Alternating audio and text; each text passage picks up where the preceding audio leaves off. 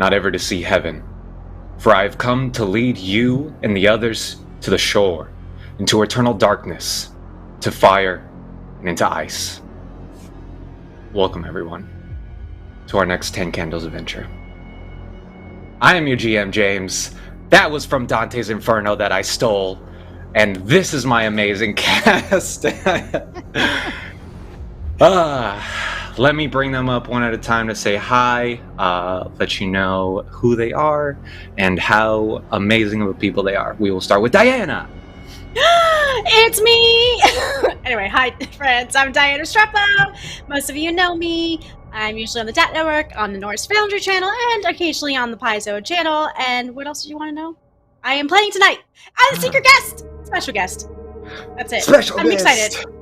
And I'm excited I to get didn't here. even Yay! know. Surprise, James! Eric. Pleasure to have you here. Let me hear you. Hey, how are we doing, everybody?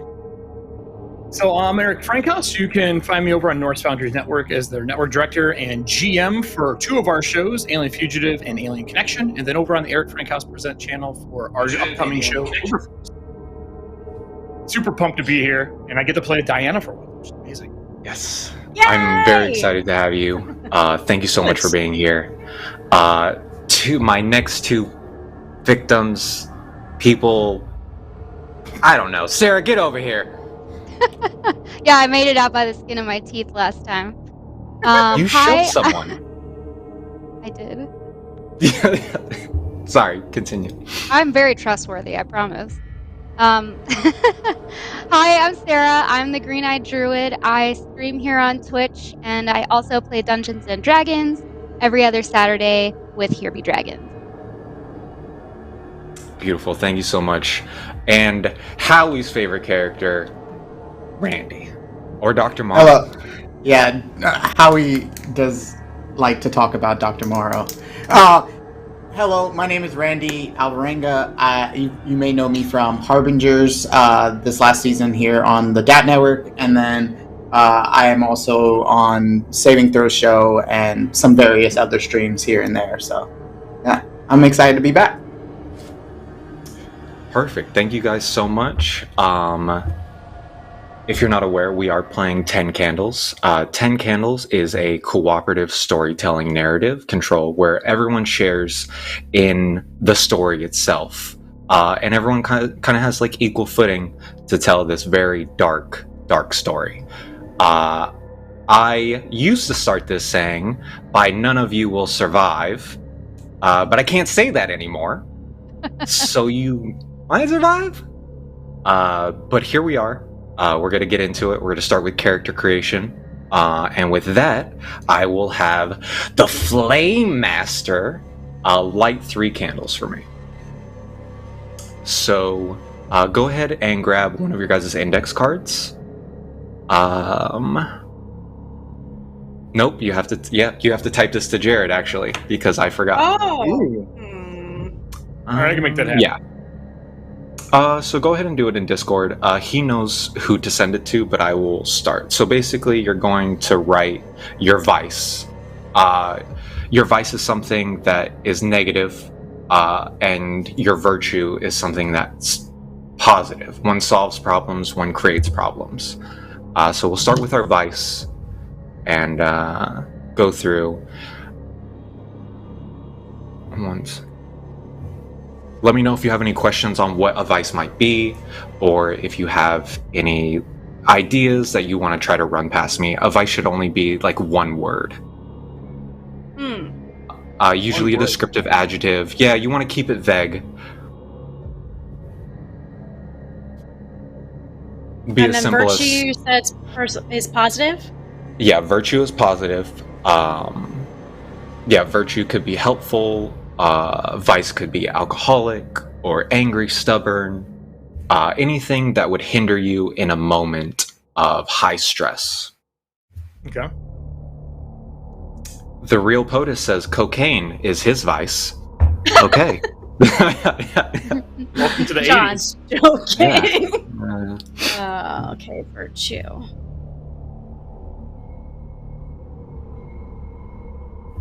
Okay, and so when you send those to Jared, Jared is going to send you new ones. So the vices and virtues that you make are not for you, they're for the players around you. Even though you haven't met them, you still get to control them in some way. And so in Discord, you'll have that pop up. I need you to write them down on your cards, and we'll go from there.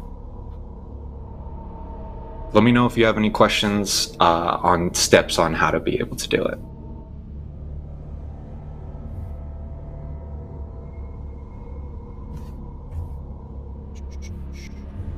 Writing down. We're gonna give Gary it Bones! What was that, Eric? I'm sorry, I had to scream Gary Bones. We're gonna write down a vice that we're gonna get in Discord after we sent him one. Is that how this is gonna go? Yeah, so basically you will send one to Jared. He is going to receive one, and you'll write down the one you receive. I'm gonna get Diana's. I can feel it already. Diana's like, why do I want to screw free? I already said mine. I've made his life hell.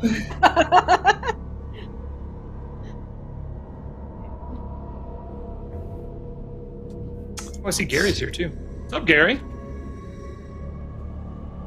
Excited.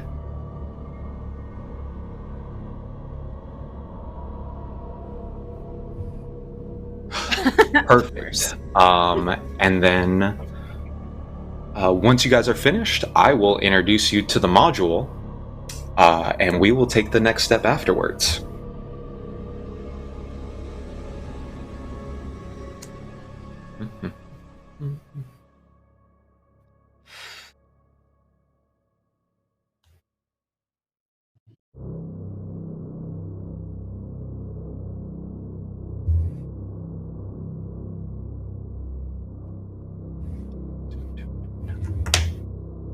Oh, I'm so excited.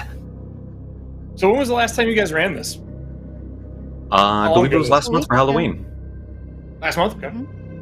Yeah, we did a Halloween special where Escape from Artemis originally happened, and Dr. Shea and Dr. Morrow were able to survive the apocalyptic-like adventure. They are currently on the international return rocket, Diana. I did not know Diana was going to play, but they are currently heading towards Earth. Howie has onboard navigations directing you guys to Camp Victor. Camp Victor is the last known whereabouts that Command Center was located. And you hope Howie that the signal... pilot, or is Howie an AI? Howie is an artificial intelligence that has helped the crew escape. Help Dr. is Morrow a very doesn't like him. help is a very interesting word for Howie. I'm just kidding. It seems like a comedian wrote this AI unit, and he definitely has a thing for jokes. I am that comedian. I am that comedian. Scott Denuso, you hush your mouth. Scott, here's your chance to be responsible for the death of another one of Diana's characters. Look here. I would never, ever say that with her ears on. This is true. But yeah. It's going to happen. Oh. I believe in it. I'll allow it. They should I'll all allow have it their this way. virtues and vices now. Perfect. God has Give me spoken. 1 second. God, thank you, Flame Master. Oh, The yes. flame has Master. answered. The Just imagine him with flames. a necklace and a big lighter on. Okay.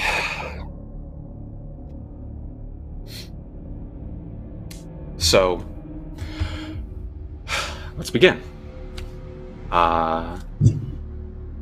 You pan in to the IR Diana and see Dr. Morrow and Dr. Shea sitting pilot and co-pilot, gently drifting off ever closer to their goal, Earth, where Howie comes over the intercom and he goes, interesting. Dr. Morrow, I have an incoming communications from Space Station Artemis Commander Rogers. Would you like to view transmission? Yes. Patch it through.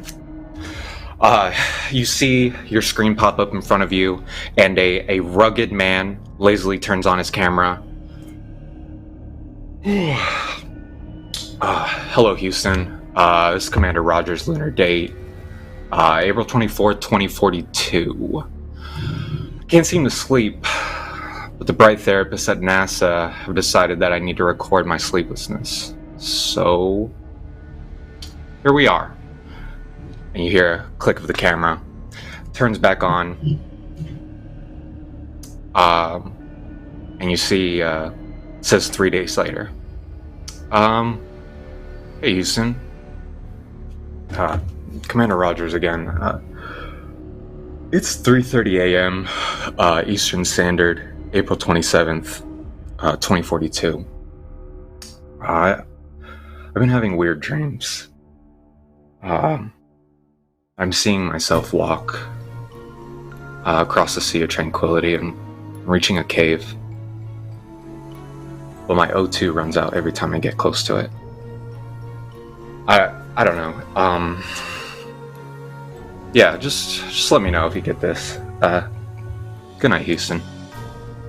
Feed cuts off. Cuts back on. And in the lower corner, you see May 8th. Your commander looks exhausted. Shaking. I did it. I found the cave. But my O2 ran out just before I got to it, but I can hear voices.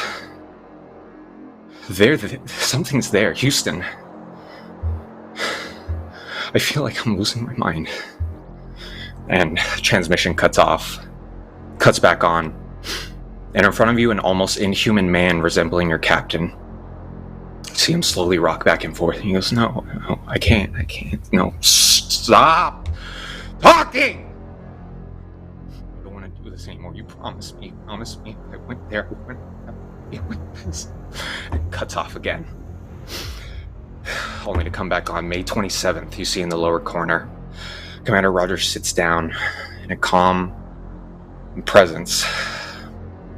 His eyes sunken into his head like a skull, giving him an almost inhuman presence as he leans over and clicks a button. Attention all crew, please meet at the entrance bay. The scene cuts over and you see your crewmates and the captain. Your captain slowly walks over to the computer as he begins to talk. And he goes, I've seen the light and the truth, and our goal will be fulfilled no matter what the cost. You see the captain begin to type something into command module. And we have been told that cost is you. We begin to hear warning lights come on as we see your crewmates begin to panic. Captain's arms spread wide and goes, don't worry. The 4 pillars are protected, as they have another job. And you see the camera flash over to Dr. Morrow, Dr. Shea, nurse, and the other doctor that I can't remember. Damn it.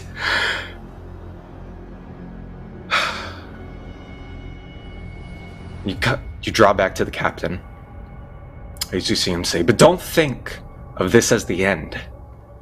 Think of this as joining the inevitable. As he hits a button, opening the doors, releasing these creatures, letting them rip through your crewmates. The feed cuts off, and a black screen showing a reflection as you watch your commander succumb to the darkness, just like Dr. Ross did. Howie comes back on and goes, Dr. Morrow, there's a strange gravitational force that is pulling us. I am currently scanning right now. He comes back to you a few seconds later. Dr. Morrow, due to my calculations, this is no normal gravitational pull. This is an interdimensional anomaly that we are being dragged into. Is there a way to reverse thrusters or to... And he's searching for other ideas and he can't think of them. Perfect. So as you begin to start to search for ideas, Howie goes through his calculations and lets you know that unfortunately he is unable to give you enough power to safely get to this. And you start to draw closer and closer, and you feel your body slowly begin to pull as it's being spaghettified into this wormhole. And almost immediately as you enter it, you exit it. And what you see before you is a single planet orbiting a star that is being consumed in the middle by a black hole. Give me 1 second, and I will read.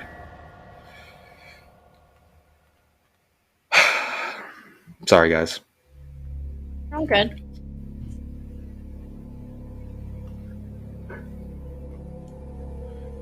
There we go. Howie blacks out, and a screen in front of you starts to type words. These words are, "The universe is dying. It has been dying since it was born, and now its death rattles echoes into the void, calling them, and they circle the last light, preparing to snuff it out.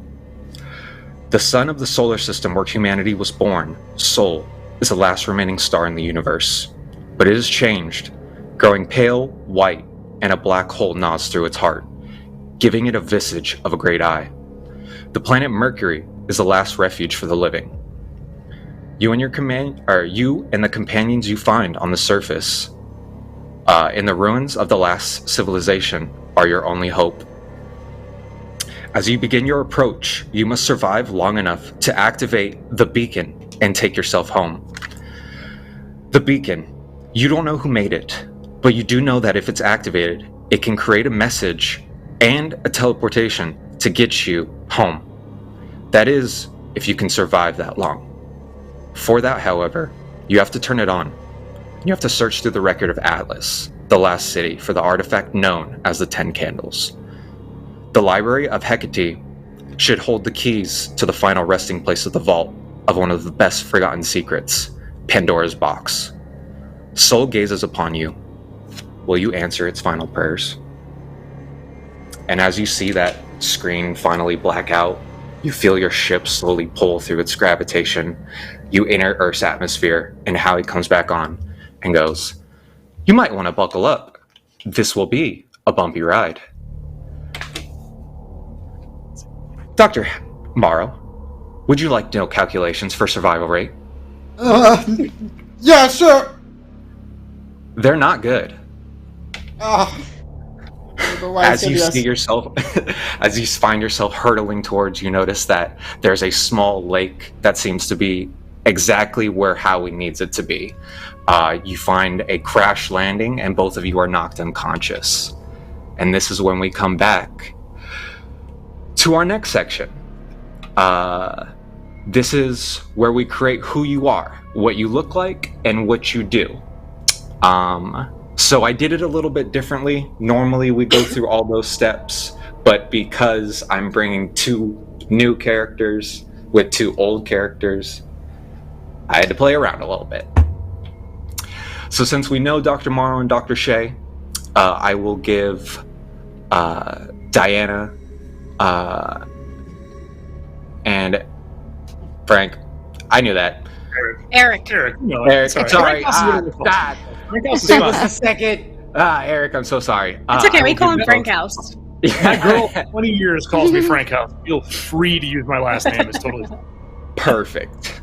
Okay, so your guys' character creation. You're gonna do what's their name or what they're called. This is going to be on your 3rd card. Sorry, I should have said that. Are we also doctors too? Or just you can want be a first whatever name? you want. So you are the last remaining people on the planet Mercury in a technologically advanced ruined city called Atlas. Okay. It is very occultish. You do know that you guys have the Library of Hecate, which holds Pandora's box. How occulty can this be? Like, are we able to cast spells or is this Cthulhuan? more Cthulhu-esque. Okay, perfect. Yeah. It's All more right. psychological Cthulhu-esque. I'm not Jeff.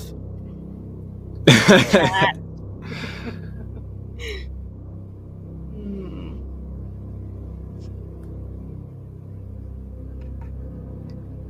And so, James, just for my understanding, for me and Sarah, are we writing anything new, or are we writing what we had before? Or Go ahead. If you want to change how your character looks now, like let's say you have a scar or some things are different, your hair is white because you were scared, you're more than welcome to. But as far as like base, you are Dr. Morrow and she is Dr. Shea. oh no, what I mean is like for the Brink or You will be getting new ones. okay, cool. Yeah. Just making- I'll let them create theirs and then we'll go to that one.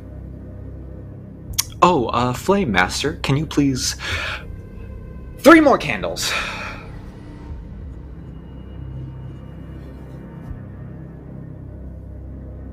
Look at that. Such a amazing Flame Master. Beautiful. Look at that It's- form. I said that and then this And one.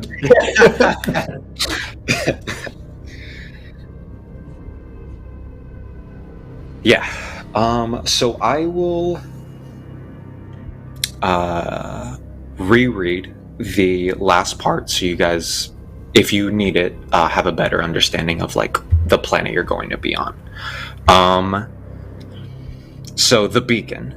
You don't know who made it, but you know that if it's activated, you can create a message and a teleport to get home if you survive that long. Before that, however, you have to turn it on. Search through the wreckage of Atlas, the last city, for an artifact known as the 10 Candles. The Library of Hecate should hold the key to the resting place in the Vault of Best Forgotten Secrets, Pandora's Box.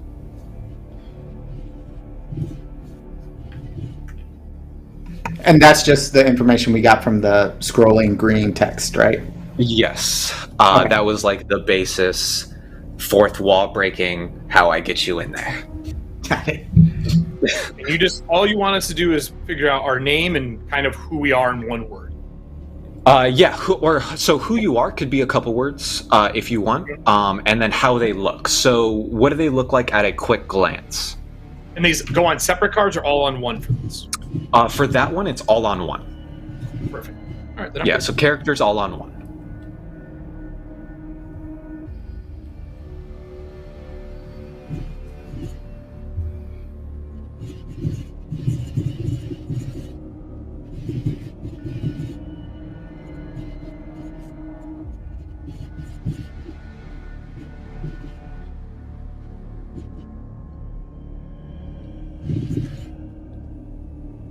You doing okay, Diana? Yeah, I'm just writing a description, and I'm just trying to figure out what I'm going to be. Ooh. Okay. No, you're good. You're good. Are you okay with me moving slightly ahead? Yeah, I can half listen and half think. Yes. Perfect. So this is for everyone. Next, you are going to write your hope card. It will start with this sentence. I will find hope. And your hope card is an event that would be reasonable to achieve and kept succinct and clear to provide strong direction. However, all moments should also have the potential for failure. So this should be something that you hope to do, but can still fail at in the end. Now, these hope cards, if used or reached, allow you 1 extra dice against the darkness. This basically keeps you as storyteller. Is the library open or closed? Is this something people can visit normally, or is it locked up? No, the library is basically there is a librarian, but for the most part it's desolate. Like you can go in and find her for questions and everything like that, but for the most part no one goes in there just because there's no food. Gotcha.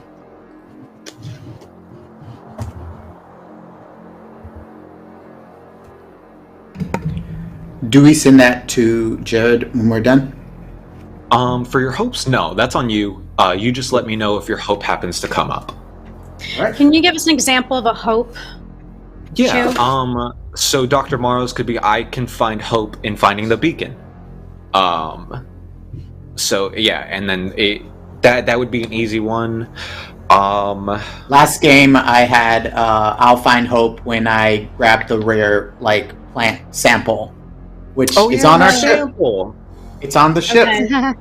It is. So yeah. And we're Frank House's character and myself we have been on Mercury on this planet. Yes, Last people on for this planet. basically you have lived your life on Mercury in the ruins of Atlas. Atlas is like a technologically advanced city that has been decimated through war. So there are structures that are still up and intact, but most of it is ruins. Okay. Beautiful. Okay. So the next one is going to be your brink. This will go on a new card. Actually, it's each other's brinks. I'm sorry. Oh. So let me tell you who you're going to send your brink to. Diana. You're going to send it to Frank. Great. So let's screw him. Frank House? Yes. Yes, So remind me Frank what out the brink there. is. Brink is again? A brink is something that you've seen them do when pushed to the edge of sanity itself. Okay, let me think here. Can't pick real stuff, Diane. Oh. Well, it lasted perfectly. Dr. Morrow had Dr. Shea's brink, and he said she's seen her murder, and she pushed out one of the members to save the group. That. Like she killed the nurse in order to save herself, and I was like, "Oh, this is amazing!" Diana, you better hope I don't get yours. Oh wow! Unfortunately, not. Eric, you will be sending yours to Sarah. I have a question. Yes, The doctor of what? Dr. Shea. What do you do, Shay? Like plants, animals? What type of doctor are you? Oh yeah, go ahead and go ahead and explain environmental the descriptors. scientist. Environmental? Oh, okay. And I was I was chief botanist and doctor. Actually, on the that's a station. good question. Can I ask Eric what he has decided his character to do? Yes. We'll go ahead and introduce our characters now. I was a part of a very religious group here, but secretly we are all conspiracy theorists. Okay. Very think the guy who used to let you talk to the dead. What the heck was that guy's name? He was always on TV. What was his name? John Edwards. Yeah. He's like that. Very calm, very kind, helps you get through all the horrible stuff, but really they're a conspiracy theorist group. Interesting. And what is his name, and what does he look like? Jax Elroy. He's slick hair, bright steel blue eyes, a little 5 o'clock shadow because obviously war torn. He doesn't have a good razor anymore. Mm-hmm. Very calm and kind voice. He has a tattered tweed jacket that he does his best to keep in good repair. And then on his pocket, where you would have your handkerchief, instead of a handkerchief, he has a solitary pen stuck in it that he talks within his hand all the time. Okay. Just for audience sake, Dr. Morrow, go ahead and explain your character again. Yeah, so Dr. Morrow was the chief botanist and doctor, medical. He also helped with medical on the space station before. Beautiful. And before we even start rolling dice, Sarah has a bonus one. Ooh. I do. Nice. Yep, you have been given hope in this crash and received an extra dice. So you now start with one more when it becomes your turn. I hate it. I don't like it. I'm messaging Jared saying I hate it. I have a question, because Yes. I feel that the brink I had for Dr. Shea is the Mhm. same brink, right? Like, I think the thing I've seen them do is kill people. Like, that's still the sort of darkest thing. Should I make something new up, or... So your brink isn't going to Sarah. Oh, we write our own brinks. I'm doing it different. You're giving someone else someone brink. Okay. So basically, your brink is passed to the side, and the very last person, which is you, gets to make the brink of them, which is the strength. Got it. Okay. And then I will let someone else know what they have seen them do. Got it. So I will send you something. Perfect. Dr. Shea, what have you seen Dr. Morrow do for their brink? Go ahead and send that to them. And then, Dr. Morrow, what is something you have seen them do? They do not have weaknesses. This is a strength. This could be read minds, look like people, invisibility. Last game they were look like people. It was very The Things vibe. I enjoyed it very much. One of my favorite movies of all time. Best Christmas movie. And then I will message this person. Eric, I texted you my Playmaster. brink on your phone, unless you want me to Discord you.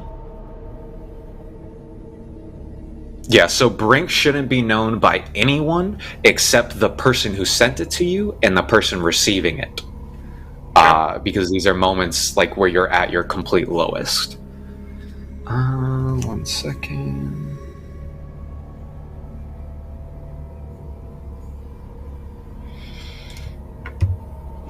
I'm gonna send my person what they have seen them do. I am trying to send you a message, James, but I can't because we're not friends on Discord. I'm sad. Oh my god. Just pass it through the Flame Master. Thank you. Yeah. That's why I was having Yeah. trouble. Give it to the famous. Flame Master, please help me out. Whose was yours going to again? Randy. If you ask for the Flame Master too much, do you just burst into flames? Is that how this is going to work? I'll accept it. I'll allow it. I like it. Oh, Diana, if you could only have seen the one I wrote for you and sent to Jared anyway. Oh, really? Is it the same? Sorta. Sorta. Yeah, James, you just... Yeah, Discord me. James, you just sent me something. What's that? You should not have said that out loud. Oh, fuck, sorry. Oh, But sorry. that is what they have seen you do. Okay. Secret time. Secrets. Perfect. Does everyone have their brinks? Mm-hmm. I'm trying I to. do not. Oh. Yeah, I'm writing yours right now. Beautiful. Okay. Flame Master, can we get 3 more candles, please? Hold your britches. I know, I'm asking you to do a lot. Nah. You mean lighting stuff? No, he has faith in him. Oh my god, Eric. Good thing there's We no- have our hope card, our name and description. I wrote my vice and virtue down. I don't know if we needed to do that. And then we should write our brink down on a card as well, correct? Yes, you have done it all correctly. Eric, I am very proud of you. Some people do not do it correctly the first time. I'm I've waiting ran for this my game brink. before. I sent you your brink. Oh, Yeah, I'm just I waiting for thought him. you said Oh. that wasn't my brink. Oh, No, I got you. that was. I'm sorry, Chew. It's Okay, okay. that's my brink. And you can work with that in any way that you need. I even have a candle here if you just want me to burn my card. Yeah, that is actually an option. Outside, not in here. You'd be really pissed. Okay. Is everyone ready? Yeah, I want to know what Diana does. Have we heard what Diana does yet? Oh yes. Thank you so much. Diana, please introduce us to your character. All right. Please tell me you're an orphanage. Nope, no 8 kids. I didn't kill 8 kids. Sorry, that was your brink you just texted me. You wish I had. Okay, anyway. I said you left 8 kids behind. You know what? Actually, don't Save take my brink yourself. anymore. Diana, do not take my brink. Take his brink. No, because everyone knows it. I'm kidding. I'm kidding. Oh God, scare me for a second. I hate you all. Okay. Her name is Vanessa Serrana, also known as Nessa. She's a college student. She was sent on Mercury as a trial, kind of like an outreach program for college students. She's dirty blonde, frizzy hair, looks like a bunch of dreads because she's been here very long, very bored, almost losing it. Cargo pants, tank top, jacket full of pockets, just ton of pockets everywhere, kind of dirty. All over her, if you look at her hands, her face, she's got scars, she's got scratches. You have no idea what these scratches are from. They don't even look human, they don't even look like an animal. You just don't know what they're from. That is beautiful. Okay. And Flame Master, if you can please light the final candle as we begin our story. Eric, what did you say your Yes. character's name was? Jax. Jack Elroy. Jax Elroy. J-A. Here, I'll put it in our Discord chat for you. Thank you. Jax Elroy. Awesome. Then you can add the name. It'll be. Perfect. This is Your based guys' on a real inventory. person. Based on a real person. Your guys' inventory is whatever you have currently in your pockets in real life. Nothing Are you else, serious? nothing more. I don't I'm want serious. anything. Dude. Okay. What Do we about- show him, or do I not show Yep. it? Go ahead and show. We got a lighter. Oh. We have a dough knuckle, which is like a brass knuckle. Hold on.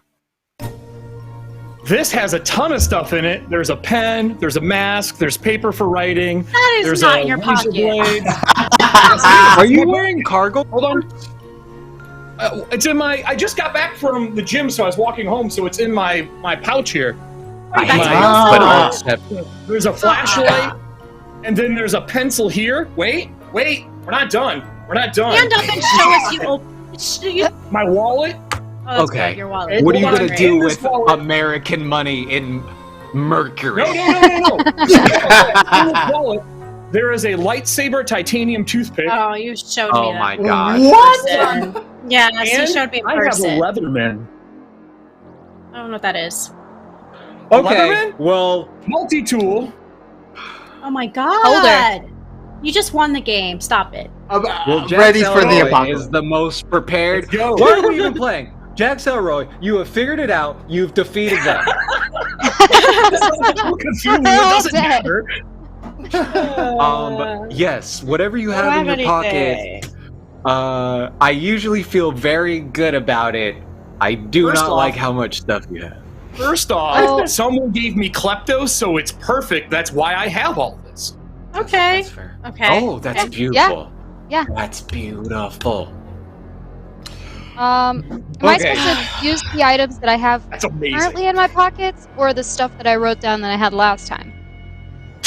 Currently in your pockets. I will Currently in say my you got pocket, into a okay. crash, so some things like switched. I don't know. I You want to mean, know what I have? One pencil. You Hang on, know the Doctor. rules to this game, and you still have not brought a gun. Yeah, no. I mean, you escalated that I'm not gonna pull that out on screen and get us in trouble. Yeah, that's true. Good point. Okay? really. If you have one in pocket, I accept. I have a conceal, yes, but no, I'm not doing that. just Jax Elroy, destroyer of them. Bodyguard for 13 years. There's a real Got reason for it. Oh my god, this is amazing. Well, Okay. everybody, who's buying Right. stuff for me? Oh, Bear Grylls over here. Gonna have to murder him quickly. Cool. Okay, Jerry. And a phone. That probably doesn't work either. Jared, we're about to begin recording. So as we pan a little bit back, we look inside the spaceship before Dr. Morrow and Dr. Shea get pulled into an interdimensional wormhole. Howie comes on and goes, "Doctors, I believe I have signal for Camp Victor. Would you like to send another message?" Yes. And so I will have you go first, Dr. Morrow. All right. Hello, Camp Victor. This is Dr. Morrow, survivor of Station Artemis. I don't even know how to explain it. We're on a crash course. We're landing on the planet. When we get there, we need to speak with whoever's in charge down there. We may be the last survivors of the station. See you soon. Dr. Shea, the camera pans to you. This is Dr. Shea. We've been doing research at Artemis. We're on our way to you. Please prepare supplies. We will be there soon. And as we get a glimpse into the wormhole, into Mercury, we glance across the ever desert expanse and zoom into the single girl, blonde frizzy hair, soot all over her face, the sun as if an eye in the background as she walks, and let us know your final message. I don't know who's down there, who's up there anymore. I'm bored. Someone just please come and rescue me. It sucks being alone, and someone better be out there and come and get me. I'm tired of this shit. Perfect. And as we flip pan and zoom quickly across, we find a caved-in building. We come in closer and we see Jax Elroy looking through supplies and just happens to come across a tape recorder. He shakes it, sees that there's tape in it, presses record, and sends out a message. Well, the last show didn't go the way I thought. There's no one left. Amanda, if you hear this ever, I want you to know that it wasn't my fault. Didn't do it. I know they're going to keep blaming me, but it wasn't my fault. I'll see you soon. Perfect. And as you go outside to get a breath of fresh air and look up, you can't help but notice a streak of white light come across the sky. And that's not... You think to yourself, that's not a comet. That can't be a comet. And you see it start to get red hot as it comes closer and closer, and it makes impact, a giant impact into the lake about a quarter of a mile away from you. And you begin to walk forward. Nessa, you see the same thing from across the distance, except coming from the east. Finally, something to do. And we're going to follow you as you begin to lead us into the story. So right. Let me know how you find them, what you like. This is you. Okay.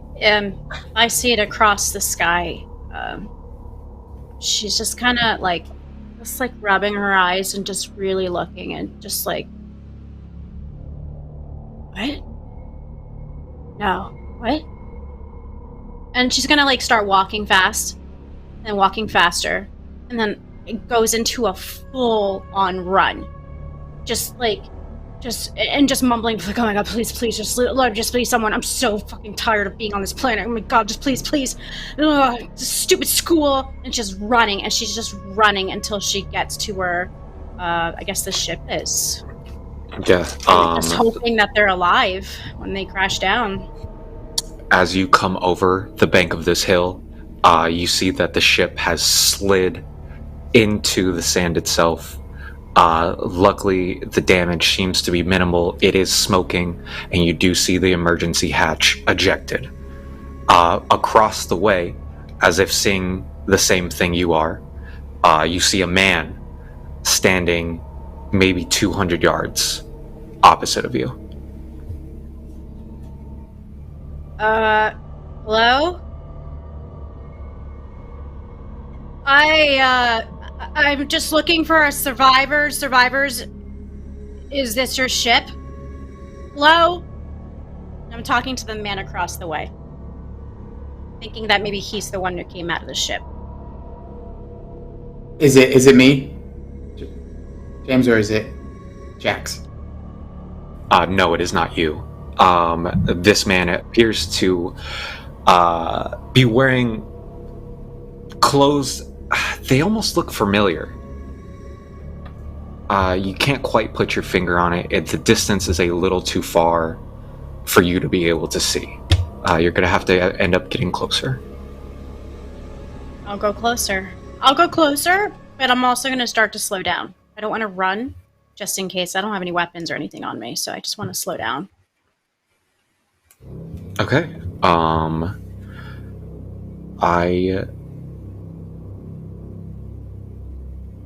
As you get closer to the ship, you start to hear warning signals from inside and sparks just emanating out of the bay door. You hear a robotic voice over an intercom calling, Dr. Morrow, Dr. Shea, there are 2 unknown people. I need you to wake up. Dr. Morrow, Dr. Shea, there are 2 unknown people. I need you to wake up. What would you like to do? Is the man still standing across the way? Yeah, he has not made an attempt to move forward yet. I believe he is waiting to see what you do at first. I'm gonna sneak, and I'll sneak closer to the ship and kind of peek around the... Yeah, go ahead, sorry. No, you're fine. This is your story. So as you peek around the corner, you see a man you've been kind of familiar with. I mean, he's been around. Most of what you've heard is religious stuff out of your college that he seems to be trying to get people to join. But you know that's Jax. Okay, and I know his history, because I sent him his brink. So I'm going to kind of just stare him down, be on my guard, and then just... I think there's people alive in here. And they're alive. Oh, You hi. want to check it out? Hi. I put my knife away. I mean, not a lot of survivors here, so you look familiar. Have you been to one of my shows before? Yeah, I have. Oh, yes, I remember you. Yeah, I mean, I was gonna see if they needed help. Yeah, well, may I suggest you don't touch them? Let's just look at them. Oh, I don't touch people. I touch their spirit. That's not the same thing. You seem like you've been listening to some of the horrible propaganda. But let's continue. Go ahead. And I motion for her to go ahead of me. I don't go ahead. I make him go ahead. You go first. Do a conflict I'm not roll. going. Oh, but I so have go Can ahead. we roll? a flashlight. Yep. Do you want to use it? What do we roll? So How you many? roll 10. You roll Oh, 10d6. I will roll 1d6. And if I beat you, I get to take over. If you win, then you will have the ability to tell Jax to go first and continue from there. Okay, and you said if I get 6s, those are failures, and I tell you, correct? So if you get 1s, those are failures, and you pull them from your rolling dice. But as long as you get 1 6, it is a success. Okay, 2 6s and 2 1s. Okay, so you lose 2 dice. I gain 2, but Jack, she looks at you in such a stern way that you know you're unable to persuade her to go first. So you go up ahead, climbing into the ship. I will walk ahead, yeah. I'll walk ahead of her. And I will talk, though, as if I'm talking to her still as we're walking forward. How have you been, Nessa? I remember your name now. Okay, yeah. I don't remember yours because it's just the dust on this planet. What is your name again? I just know you're... Jax Elroy. Jax, yeah. Didn't you visit me about your family in the past? Someone deceased, I believe?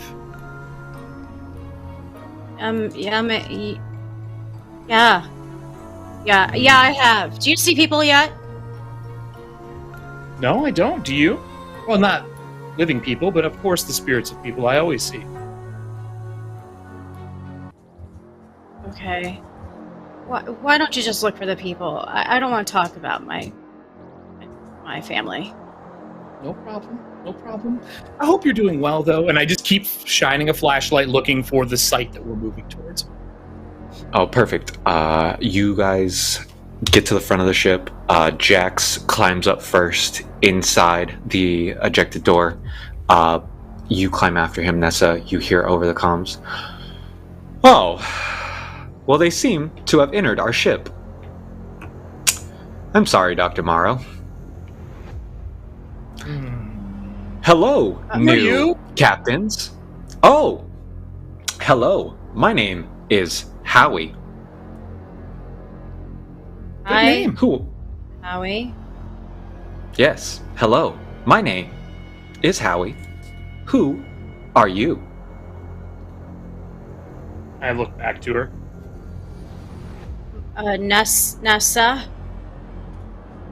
Oh, hello, Nessa. Don't tell anyone this, but you're my favorite. See, Thanks. I'm not the bad guy here. It's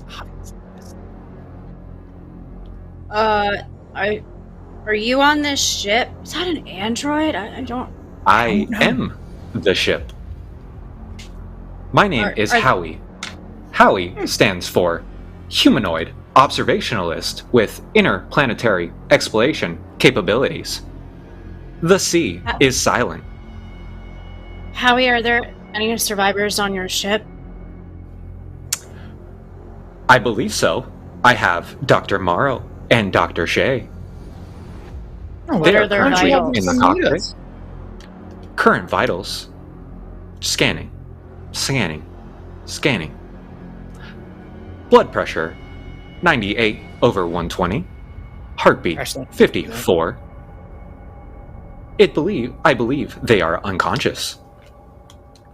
Oh, unconscious, you say? Oh, then we obviously should assist them, right? I looked at Nessa. I still have not given my name, by the way. I know. Okay. Howie knows too. Nessa. Yeah, we need to. Yes. Are you in danger? And I just kind of look at Jax, and I'm like, maybe. What? My name is Jax. She is not in danger. You may have seen my show, To Touch Another. Hello, Jax. I do not believe I have seen your show, because I do not have ocular capabilities at this moment. Have you heard it? It's also broadcasted all over the place. We help people find those who have passed. That is interesting. I don't think we have Nessa. time to talk about a dumb show right now. Nessa, quiet. He's being kind to us. Would you please wake up, Dr. Morrow, Nessa?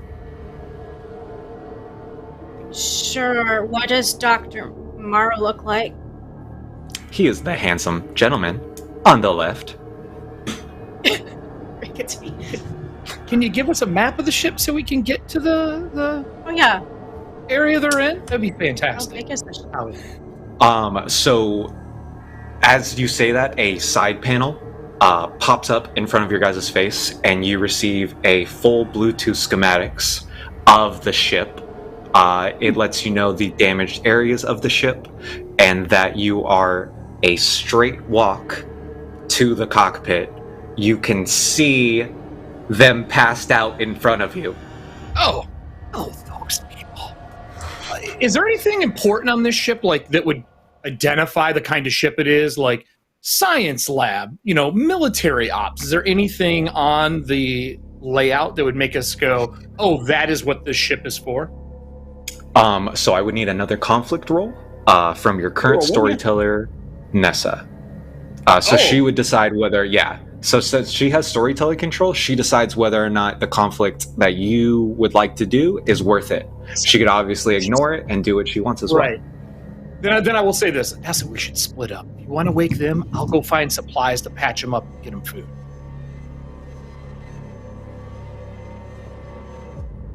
Will you? I've seen your shows. I help. First off, I help everybody. Second, yes, they obviously need to eat if they just crash landed, and they're gonna be wounded. I don't have bandages on me. I have a lot of stuff, but I don't have bandages. I have a handkerchief. Yeah. Oh, yeah. Okay, go for it. Go. I'll go wake him up. Go ahead and do me a conflict roll so I can see what Jax finds. Oh, him? No, it's you. It's you, Diana. Oh, it's me? Or, Nessa. I hand you a handkerchief to take with you in case anyone's... 1, 6, and 1, 1. Okay, take out that 1. You complete it. So, as you begin to walk up to Dr. Morrow, we'll cut over real fast. And Jax, as you are heading down, you see 2 signs, one for medical bay and one for supplies and storage. Sure. I will head towards supplies and storage. Okay, beautiful. And we'll cut back to Nessa. As you find these 2 unconscious people in front of you, what would you like to do? I'm gonna first look for any type of sharp object as a weapon. Give me another conflict roll. That is 4 6s, no 1s. Okay, I only got 1 6. Go ahead. So as you're looking down, you're able to find a piece of metal that has been bent off, just enough that you can break it. It is tungsten steel. Okay, I'm gonna put that in my pocket, my back pocket. Please don't get me with that. This is for all the times we've been playing together. I'm just joking. Okay. What would you like to do in front of these 2 unconscious people? I want to examine them first, see what they look like, and then I guess I'll try and wake, Dr. Morrow first. If that's, or you know what, Howie? Yes. You have eyes all over the ship, right? Yes, I lied to Jax. I can see perfectly. Can you make sure he doesn't sneak up on me? Would you like me to seal him in with the other? The other what? Dr. Ross, stowed away at the bottom of this ship. No, that's not necessary. Just give me a heads up when he comes near me, alright? Understood. Currently keeping her in captivity. Keeping him in captivity. Dr. Ross. She's been taken over. Ross? She was one of the chief scientists on the USS Artemis. She was taken over by an unknown entity. She somehow stowed away on this rocket, and I am currently keeping her at bay. She seems very docile. No, keep her at bay. I need to ask these 2 people questions about Dr. Ross. Understood. Just keep an eye out on Jax. I don't really trust him. Okay. I'm gonna try and wake up Dr. Morrow then. Perfect. Go ahead and give me a conflict roll.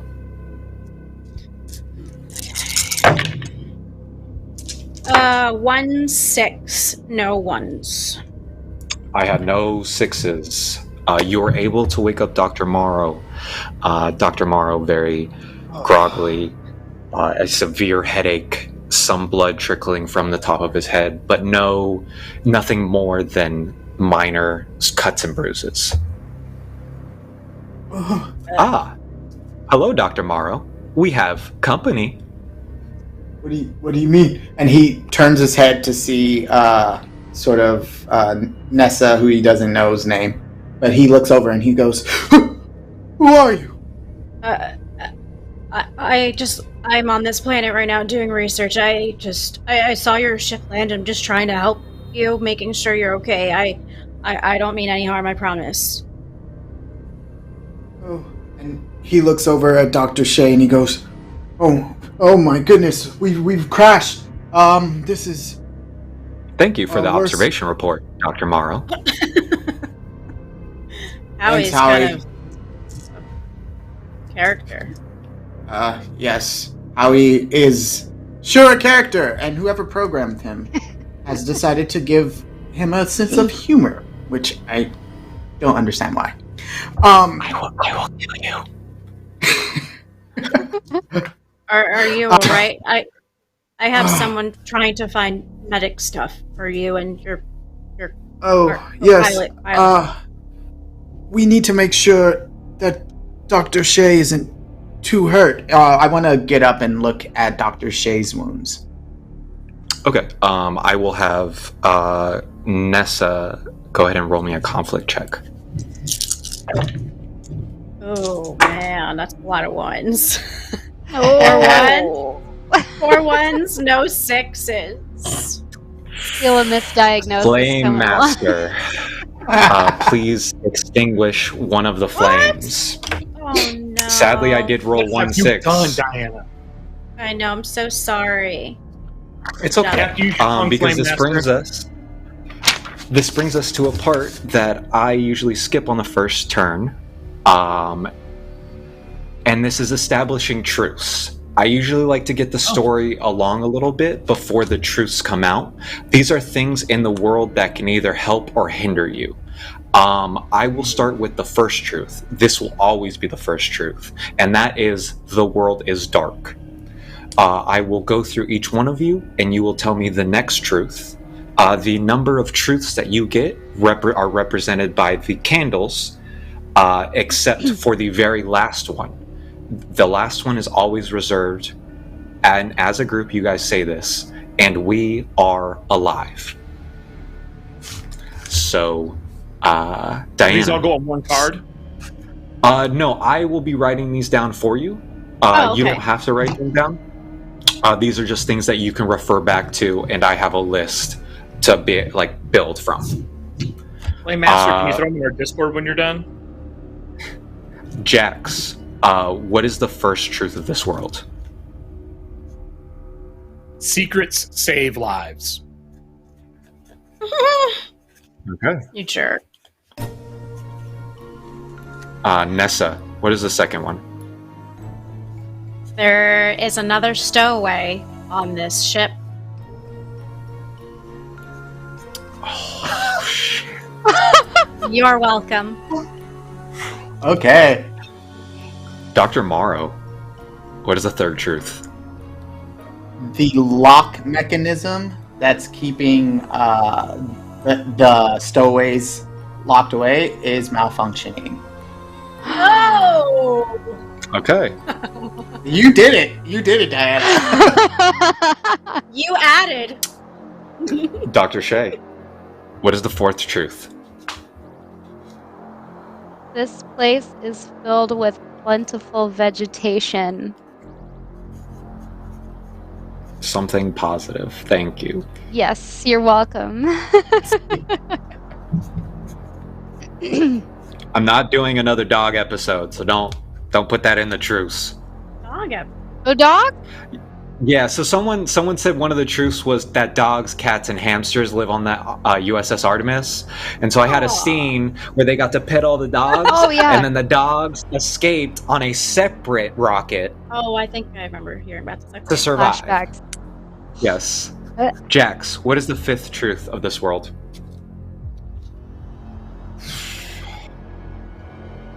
There are people who live underground. Oh. I like that.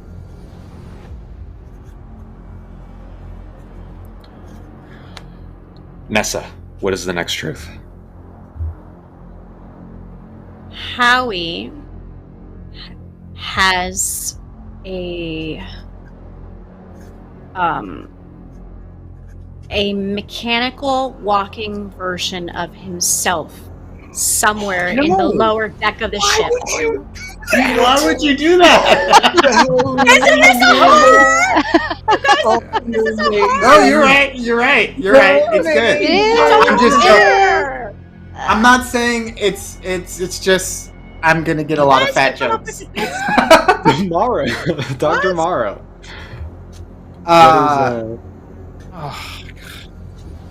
I'm Say it's going to broken. say Let's say it's broken. Dr. Shea, because I want to do something with the Dr. Shea is not injured. Oh, okay. Okay. Like, I like but that one. Lots of superficial cuts. Beautiful, beautiful. And the last truth you guys all know, say it with me. And we And we are live. alive. We'll get it. We'll get it. Yeah. Beautiful. Flash Don't hate on me, screen. friends. Oh God, don't hate me, friends. All right. Okay. We cut to Dr. Shea. You are groggily waking up from what you believe to be the final descent of your life. Noticing that Dr. Morrow is standing above you with a lot of superficial cuts, and this new person is by you. Do you remember going through the portal? Do you think this is Earth? It's all up to you. What just happened? I'm okay. You look okay, and he's trying to get Nessa to shine the light in Dr. Shea's eyes to see if her pupils are dilating correctly. He's like, you don't seem to have too bad of a concussion. How are you feeling? Is this real life? You guys are on the Unfortunately, planet yes. Mercury. We're where? The planet Mercury. Oh, You just crash landed. Is this where We we were tried to get supposed here? to land? no. We were trying to get to the camp. God damn it. What camp were you Um, supposed to go to? What happened? We were, I believe, Earth, but we were pulled in by some gravitational pull, I believe, and he is wondering how he got here as well. Howie, what could... You're right. The black hole. I And- remember Yes. it now. Hello, Dr. Shea. It is good to see you awake. Howie, how I long was have worried. we been here? Do you mean how long since the crash? Or how long has this planet been here? Since the crash. Scanning.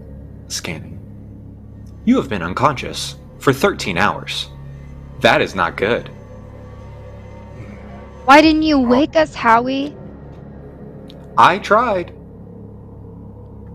Okay. Very well. So, and he sort of turns back to the new person. Nessa. Wait, who I mean, I don't know your name. Yes. who is this? Excuse me. I actually don't know. She's the one who woke me up. Sorry, Who are you? I'm Nessa. I got stranded here on a school field trip kind of thing. They're just sending off a whole bunch of college students to try live on Mercury, and hello, here I am, and everyone left me, and yeah, I've been here. Anyway, I found your ship, and I guess Howie was talking outside of it, and there's also another friend of mine on the ship trying to help you guys find some medical stuff. And where is he? Looking for And medical as you stuff. say that, we cut back to Jax, currently in the storage supply, looking through What are you looking for, Jax? I'm going to look for a medical kit and rations. And water, Okay. obviously. They're conscious Yeah. dehydration. Go ahead, Dr. Shea. Give me a conflict roll. You do have an extra dice. So Yes, you will be I should be starting rolling with 10. 12. No. 10? You get as many dice as there are candles, A million. plus your hope dice if you use it. Okay. So 11. Don't try to cheat me. Yes, 11. How dare you? Yeah. Oh. Right. I have 2 1s and 2 3 6s. Okay, I rolled 1 6. I was really hoping you would fail. Perfect.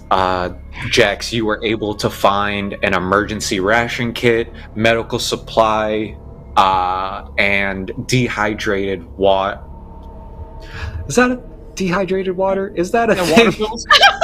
Okay. Thanks. Water pills? I was like, They're I don't Orbeez. think that's you a eat thing. them and they blow up. This is the future, yes. Dehydrated water pills. So you find all this cursory cursory supplies. You are going through the storage center, and there is a door in the far back with a window about this big. So hold on. How many successes did you get? I'm curious. She got 4 on that or whatever. Can I, And I only got not one. bring back, like, I don't know, medical supplies, and instead Yep. bring back something like a respirator for myself? Ooh, I'll Something to accept breathe? that with the amount of with the So amount of I look at the successes. I will med kit accept and that. realize I don't have enough hands. I go and just take the respirator and hang it around my neck and walk back with the food bladder. Okay. Jax walks into the cockpit, Shay, where you see this gentleman for the very first time. Howie comes over the speaker and goes, "Ah, yes, this is Jax, Dr. Shay." Oh, hello. I brought water and some food for each of you. There's a medical bag there, but I didn't have enough hands, and if we need it, we can go back and get it. Is anyone really injured? Just a few. Fine. Yeah, just a few cuts and bruises. Thank you for grabbing some things. I'll take a water. I just wanted you to be all right. I see my friend Nessa here is helping you out. Right, Nessa? Yeah. Right here. So, How did you find yourself on this island? Planet? Planet? Oh, I'm Planet. native here. I used to I used to run a show, TV show, back when it was vibrant, full of people and not spirits and ghosts. Okay. Now what do Hey. you do? I'll help people as much as I can. Not really a medic or anything, but I can help with like mental trauma and stress. Sometimes mental help is just as important. That's how I feel. And then Howie. Yes, Dr. Morrow.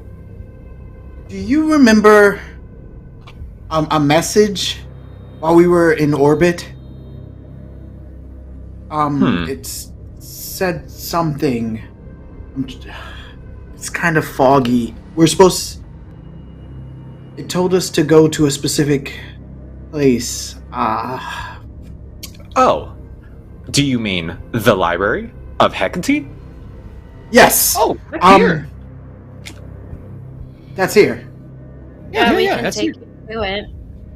Well, I mean, it's pretty abandoned. I've been there quite a few times for my show, but it's standing still. If I recall correct, and he looks over at Dr. Shea, there's some kind of mechanism that can help us get back to the camp there. Yes. What mechanism? What are you looking for? Some kind of chest or box or I don't know, a container of some kind. Do you Yes. remember what kind of container we were Shane. looking for? Scanning cursory information. Ah, yes, you were looking for the ever-elusive Pandora's box, as well as the artifact of the 10 candles. That will allow you to get the cursory information to find the beacon. What's the beacon for? What's that? And Howie comes over the intercom. Apparently, the beacon is a message or teleportation device that will allow us to interdimensionally travel to our original plane. If we find this, can I go with you guys? Actually, I'm so James, tired can I of ask you a being quick question? Yes. In our time where we're from, me and Dr. Shea, have we ever heard of colonies on Mercury? Oh, no, not at all. Okay. Howie will come over and he goes, huh. This is interesting. According to my calculations, and the way our star currently looks, we are 3.4 billion years ahead. I do not believe this is mathematically possible. What does he mean? What is he talking about? The time that we came from, and the current era now, is roughly 3.4 billion years. You guys, or the human race, appears to have grown into a Type 1 civilization. Oh, So, what's the difference between Jax and I and them? We're like better. Scanning. You appear to have a bone density 3 times that of a normal human. Your muscle to fat ratio, correct, Doc Jax. Your muscle to fat ratio is also extensively off the charts. If we were to I grade roll my eyes to that. If we were to grade you, you would be on the level of Olympic athletes, even as a child. Wow. How? That makes How's us super doing old, here? though. What was that, Dr. Shea? That makes us super old. Oh, yes. From my calculations, I believe your birthday, you are now 3.42745 years old. I admit that's kind of cool. Did you guys I need to get you a lot of gifts. Yes, please. God. On the double. All right. So, Howie probably has no information on the landscape. You can guide us maybe towards this library of Hecate, right? Oh. Looking at that, so yeah, it shouldn't be a problem, right? Okay. Can we just make sure that your friend Ross is nicely secured? Apparently, there's some type of weird being inside of this person. Wait. Excuse me? Oh, I missed this. What happened? Howie was telling me Oh. you guys have like a stowaway named Ross. There's like another being inside of him. And he was telling me he was on lockdown. So I just want to make sure he's not going to run after us and kill us. It seems like some type of alien. Oh, yes. Ha, my mistake, Dr. Morrow. I forgot to let you know that Dr. Ross stowed away and is currently in storage unit B. And Jax, if you remember, that is the door with the small glass that you walked past to get supplies. I currently Why don't we have just her leave 'em contained, there? but I am unsure dangerous? how long she will stay. And he brings up a panel that shows you a screen, and it's Dr. Ross standing there, staring at the camera. She How appears to be dangerous is docile. this person, Howie? Well, I don't know how to quantify that. What did So you super ask? I dangerous? didn't hear it. I asked how dangerous the person is. Hmm. I can't We quantify it. need Is to this ensure that that is sealed properly before we go anywhere. Right. Howie, like take out some of the power from some of the subsystems to route to that computer system. And like there is a just a like straight fear that you're seeing in Dr. Moro's face. Our entire, and he looks over at the two of you and he goes, our entire space station was overrun with creatures and all of our crew is dead. That's why we're in this escape pod. Oh. And most of that is due to her. So, Ross? Yes. Why didn't you guys Ross? just kill her? We didn't know. She should be dead. She should be dead. She was standing outside of, in the vacuum of space. She was Last we standing knew, she outside, was dead. But she Okay, it's a so stowaway. hold on. You're saying this person killed a bunch of people, is still alive, on this ship as a stowaway, locked away in the container. Who locked her there? Yeah. I did. No idea. Howie, if Howie. you lock her there, you just make sure they don't leave? Unfortunately, with the damage that I have sustained from the current crash, I am unsure how long I can hold them. Oh. Can't you? Because Could you of guys bones have of like a revenge. gas? Put her to sleep or something, or Okay, Wait. can't you guys? Howie, Why can't we just go back? Is there a welder here or something like that? Is there a device to weld to repair your ship? Yes, Dr. Shea, what was that? I'll come back to it real fast, Eric. okay. I would like to go down and take a look at the area in which she is contained. Okay. Would you like the group to go with you? Or would you like to go by You yourself? want to come with me? You're I more than definitely welcome do. I want a to. welding machine before we go down there. All right. So should split Dr. up. Morrow and Dr. Shea are going to go see Dr. Ross? No, I want to Sure. come too. I'm curious. Sure. Okay. And they will leave Jax alone in the cockpit. Beautiful. No, we're not leaving a Yeah, stranger no. alone. Then in I'll the stay with fucking Jax. hotel. I'll stay with No, Jax. I'll stay. I'm fine staying. I'll stay with Jax. You two go. It's Okay. your friend. Friend. It's Yeah. not our friend. Friend. All right. We know what's in there. That's what it Yes. Okay, is. you guys go. We'll wait here. All right. So, and Howie comes over and he goes, "Don't worry, I will also be with you." Thanks, Howie. So as you walk down the hallway, your lights flicker on and off, and you can hear distant sparks from some of the damage outside. You've reached your storage area that seems to have been thrown around a little. Jax was really looking for supplies in order to get to you. And you come to a door with a small window about face high. Jax? and- Wait, can I say one thing to Dr. Shea? Because knowing that Yep. Jax was the only person who would have came through here and seeing all that ransacked stuff, he would say, we need to make sure that whatever's important we take with us. I get a feeling that you literally ransacked the place. Is what I was doing. I bought stuff for you. Hey, That's hey, fine. hey, That's fine. So No, yeah, I we need to watch. completely agree. hey. Dr. Shea, what would you like me to do?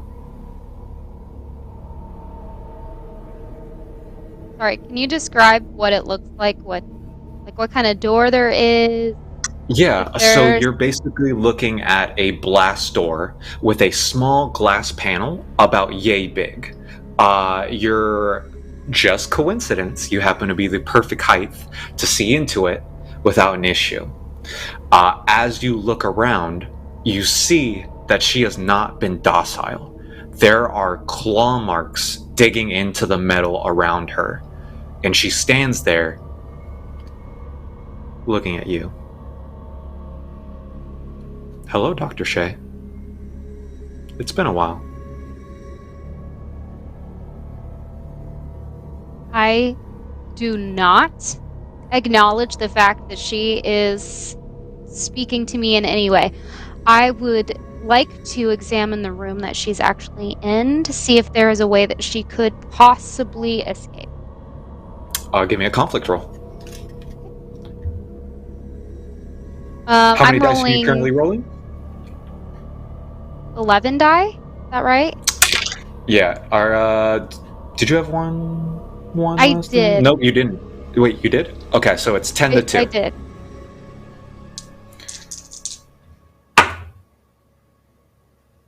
I have 2 1s and 3 6s. Now, those 2 1s, they're just dead dice. They're right? gone. Yeah, so they've died from your pile, and I get them on my side. So now it's 4 to 8. Okay. This is how I slowly gain power. Okay, so as you begin to look around, and you see that she has been able to like rip out maybe the front panels and everything, but there is enough to stop her from being able to go all the way through. You can see that she's done about as much damage as she's possible, and the only way that she's going to get out is through this door that you're standing at. But as you're looking around, she kind of... Why won't you talk to them, Dr. Shea? They have a lot to say. The power. It's unimaginable. That's what you think. You don't see what I see. You don't see what you're doing is wrong. You don't see that it's already over. It's not. Save one. And I am willing to fight for whatever is left of humanity. Then let's fight. Come in here, Doctor. You're not worth the fight. You see like a disgusted look come across her face, and she like slams her body up against the door in front of you. You're not worth it. If I ever get out of here, you... She whips real close, and she looks at Dr. Morrow, and you will never see light again.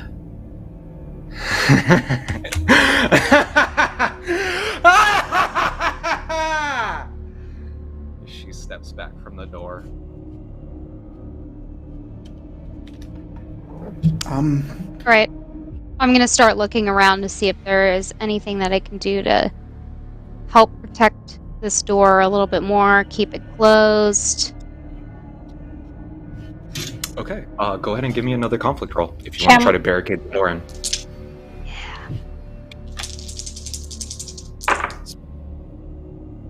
Woohoo! No ones! And I got no have sixes. 4 6s. I hate you. So, with the best of your guys' ability, you are able to barricade the door enough where you feel comfortable that it is going to take an army to be able to move that and get her out. You hear Howie come over and he goes, I sent out a cursory probe and believe that the Library of Hecate is 15 kilometers north. Thanks, Howie. Howie? Is there a readout we can get of that? Scanning. One moment, Dr. Morrow. And like from the distance, you start to hear like a boom, boom, boom, and then pink, pink, Pink. Pink. Hello, Dr. Morrow and Dr. Shea. Oh. I found this in the schematics while probing. What Your in the... robot. I can go with you guys. Oh, yippee. Thank you, Howie. I Right. see you're very excited, Dr. Morrow, and I can only ascertain how much fun we will have. Will you hold Exactly. my hand? Sure, Howie. Dr. Morrow, I seem to see a little bit of a likeness here. Did you make this? How did you know? I'm very impressed. It is like we are twins. Isn't it, Dr. Morrow? Ha ha. Haha. Wait, does the robot speak like Howie? Yes. Or does It it is speak at Howie. all? It is Howie! The robot is Howie. Yes. Yes! Okay, that makes me happy. Thanks to Diana's beautiful truth, Howie is able to follow you to the ends of the earth. Okay, can you guys Great. hear me? My camera Yes. died, so I have to use Yes. my laptop camera. Yes, I can. It completely died. What happened? I missed something. I know you guys were talking to her, and she was saying, I guess let me out or something. No, it's Oh, okay. did you So, hear the evil laugh? There was an evil laugh. Kind there was a of. maniacal Just laugh. can you give me a quick rundown so I know what just happened? Yeah, of course. They went to go talk to Dr. Ross. Dr. Shea and Dr. Ross had a conflict. Dr. Shea tried to inform Dr. Ross that she was wrong. Dr. Ross laughed maniacally and threatened her and Dr. Morrow's life. And Oh, then and Howie's then- now in the body. Yes. Howie needed to find some cursory information and then built himself, and I did a whole scene like did that, you know. Yep. That's what that was. Okay. Yes, Okay. that was the machine building itself real quickly. Yeah, picking up what I'm Okay. putting down. Thanks. Thank you. I appreciate it. Thank you for the rundown. Excellent. Yes, Dr. Shea and Dr. Morrow, Jax and Nessa, I am ready. All right. So, Dr. Morrow, I don't know if I feel comfortable, even with all the barricading that we've done here. I just don't know that I can leave Dr. Ross here. What if someone on this planet comes into this ship trying to raid it like Jax was, and just sees her in there and she tells them that she needs to get out? I mean, what if? No, I think your fears are grounded. However, I will play devil's advocate here for a moment. What if we don't go ahead and get to this library and we don't get whatever that device is we're looking for in the chest or box, or I know what it is, but he doesn't. Yeah. If we don't find it, then we are stuck here with Dr. Ross anyway. So we might as well just cut our losses and get over there. You're right. That's how I think. I As think long we've as done our- as. But I just think we've done as best as we can. I think for the time being, that's true. Maybe we can come back and deal with her later. We can decide what we want to do on our journey. Or we leave her here. What if we need the ship? The ship's still in good condition, isn't it, Howie? Scanning. Define good, Dr. Shea. This ship is livable, but as far as our ability to fix it, to get it off the ground, I doubt it. Alright, well, let's think about this while we go. Yeah. We'll walk and talk. Are you guys here or are you Understood. guys somewhere else? We're down by Dr. Ross. Okay, so we don't hear you yet. Okay. All right. Yeah, and you guys, Okay. One quick second. I am going to have us go to break, just because we hit that mark, and then we can continue on to finish up the story. So everyone, if you guys just hold on for 10 minutes, we're gonna go to break mid-show. Flame Master, take us out of here. No, Eric, no.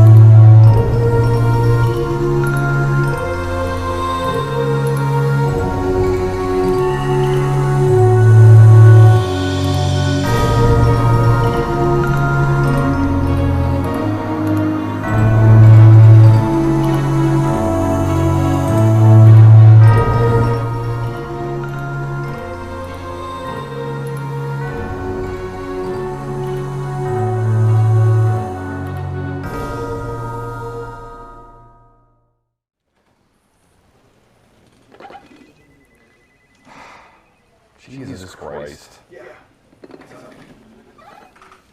Oh, nothing? It's just someone took a glass of the coffee that didn't make it anymore. Well, it wasn't me. I don't even drink coffee. I wasn't really blaming you. Then what? Well, I was just... Oh, I get it. I'm sorry. I didn't even know you were there. But I'm always there, Matthew. I'm Jesus. Okay. Did you not get the memo? The part right here. Thou shalt not take my name in vain. I actually did not get it. Maybe we should revisit this part. About lies. We don't really need to do that. I'm sorry. It won't happen again. I hope not. You don't hear me running around the office yelling, Matthew Johnson! Every time I stub my toe or get a pube caught in my zipper. What? Matthew, I'm going to forgive you. It's kind of my thing. But watch yourself, all right?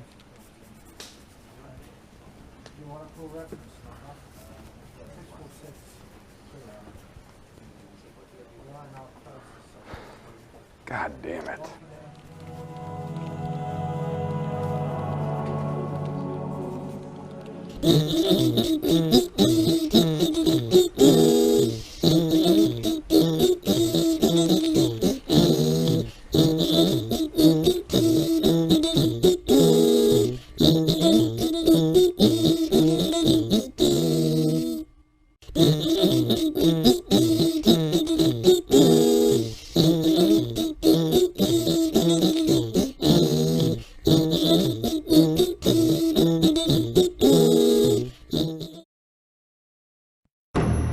My plan is very simple.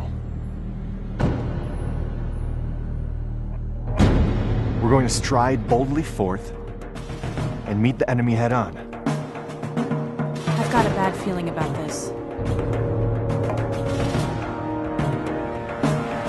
Holy shit!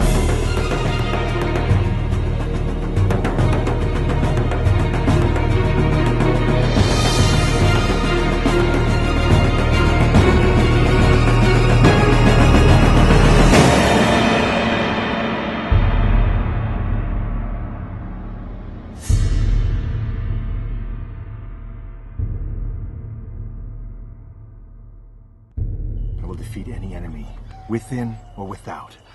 And I shall be within you as well. Also defeating your enemies.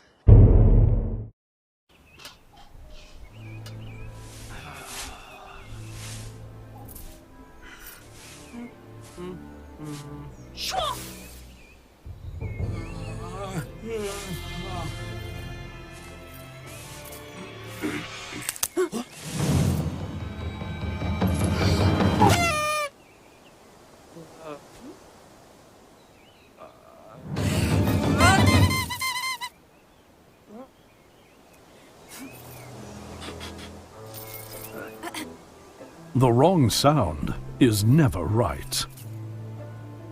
Don't let the wrong sound ruin the moment at your gaming table.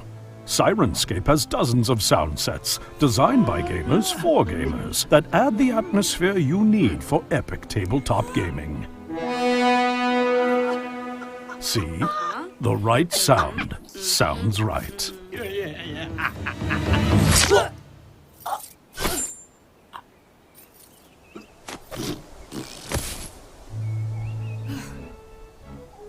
Epic games need epic sound. Journey to Sirenscape.com to download the app for free. And be sure to catch Sirenscape in action on Dragons and Things every Friday night at 6 p.m. Pacific on Twitch.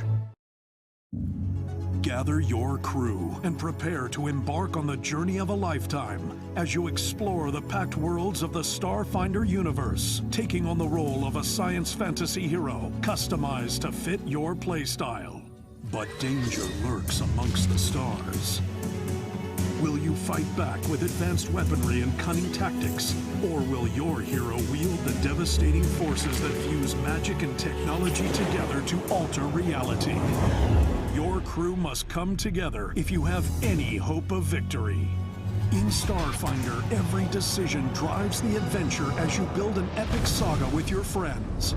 Bring your story to life in a game where the fate of the worlds rests on the answer to the most important question of all.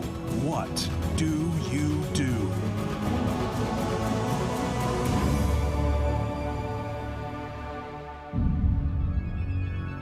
Begin your journey into the Starfinder universe today with the Starfinder Beginner Box, now available at Paizo.com, your local gaming store, and anywhere else adventure can be found.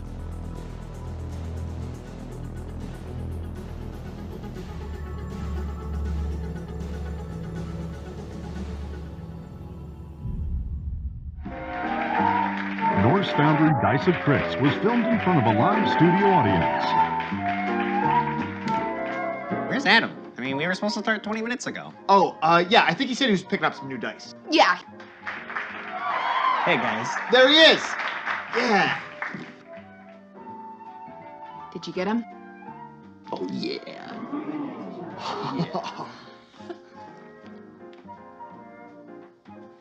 Alright, so we're gonna pick up right where we left off last time. You guys were surrounded in the Dread Knight's tomb by this horde of goblins. They're coming right at you. We're starting this off hot. Roll initiative. 20. 20? 20? I guess you guys are going first. What do? I'm gonna charge in with my axe and wreck the first goblin I see. I'm gonna target one of the goblins with Scorching Ray. Alright. I'm gonna take an arrow and I'm gonna shoot the toughest goblin there. Groovy, you guys line up all of your attacks. Let's roll the dice and see what happens. 20! 20? 20! You guys are really rolling hot tonight. Yeah, must be these new dice we got from Norse Foundry. Far out, those things look really amazing. Don't worry, Jim. I got one for you, too. Here you go. Thanks. You know what? I almost feel bad using it now because it's time for the goblins' counterattack. Oh, no. Here comes the first one. Critically failed. Oh, crazy! All right, on to round 2. You guys hear drums in the distance, orc war drums. Backup is on the way. What do you do? Okay, all right, so I'm gonna take like my spell component punch.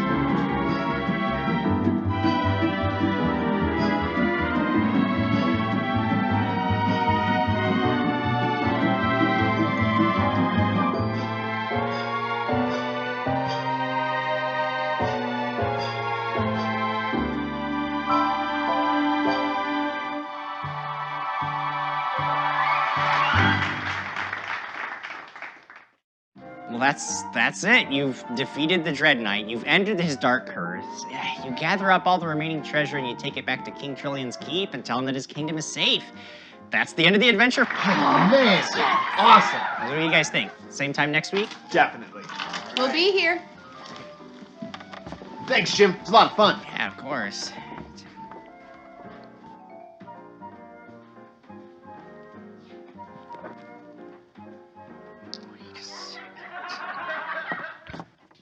Hey, Jim. Great game today. Can't wait to see what you cook up for the next adventure. Yeah, anytime, Con. I have a feeling that things are gonna get pretty wild next week.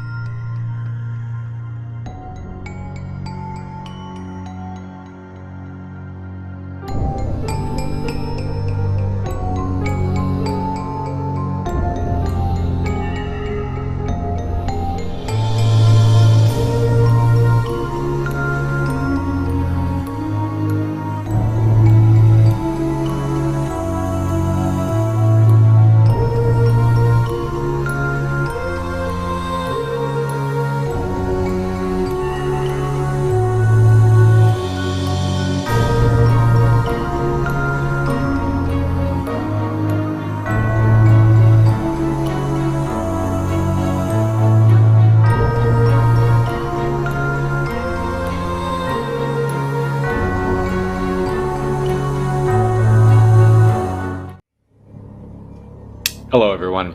Welcome back. Something I should have mentioned at the beginning of the show, but I was so excited to play. We have things that you can do to affect the game we play.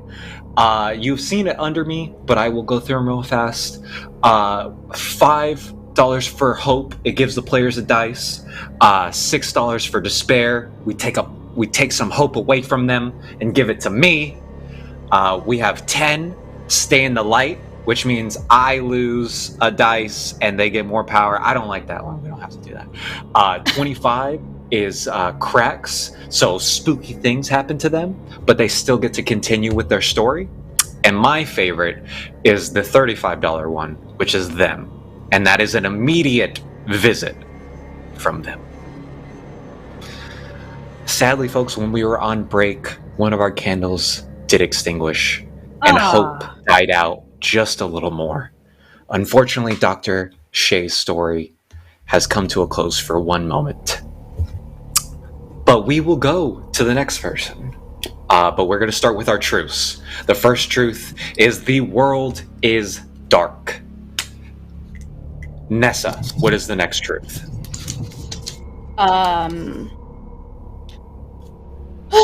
There is another crash landing from the same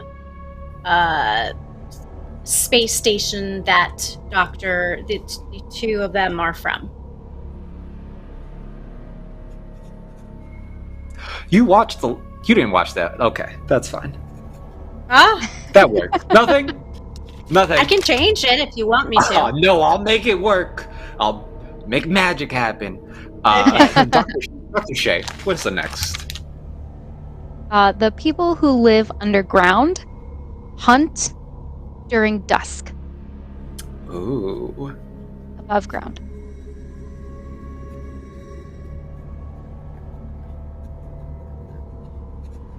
Jax. What is the next truth? Ooh. I'm going to say the planet Mercury has 18 hours of darkness. Ow. Dr. Morrow, what is the next truth? It's when we leave this this spaceship, it will be just around dusk. No. What a coinkydink. Did we plan that?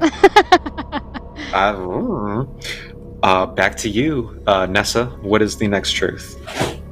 There is someone at the ruins that can help repair both ships. Oh. Not all evil. Mm-hmm. Dr. Shea, what is the next truth? The other ship that crash landed is within 50 miles from where we crash landed. Okay. And Jax, what is your final truth of this world? Ready? I am the librarian's only friend. Oh. I need you on me now. Okay, kill Jax before library. What? Huh? What? Wait, And what? the truth that you all know, say it with me, and we are alive. Beautiful. I love you all. Just for that, give yourself an extra dice when you roll against me. Ooh, I am benevolent. Ooh. Give yourself an extra one. Okay. As you guys crawl out of the space station, or the spaceship, all of you get on the ground, you look behind you, and you see Howie wave himself, take a step, not realize what a ladder is, and then completely fall on his face. He gets up and goes, I meant to do that. And like brushes dirt off of himself. He looks at Jax, and what would you like to do? Well, the library is that way, and it's a little bit of a trek. Not too far, right, Howie? You said it was 15 miles. About 15 like kilometers. Yeah, kilometers. All right. Do you have a vehicle in this little ship at all? Oh, 1 second, and you see Howie start to like crumple in on himself, He's a forming transformer, right? this tiny moped that seats two. Great. And he goes, ha ha. All-terrain moped Howie at your service. I think that maybe the two that were recently unconscious should probably use the ride while we walk, right, Nessa?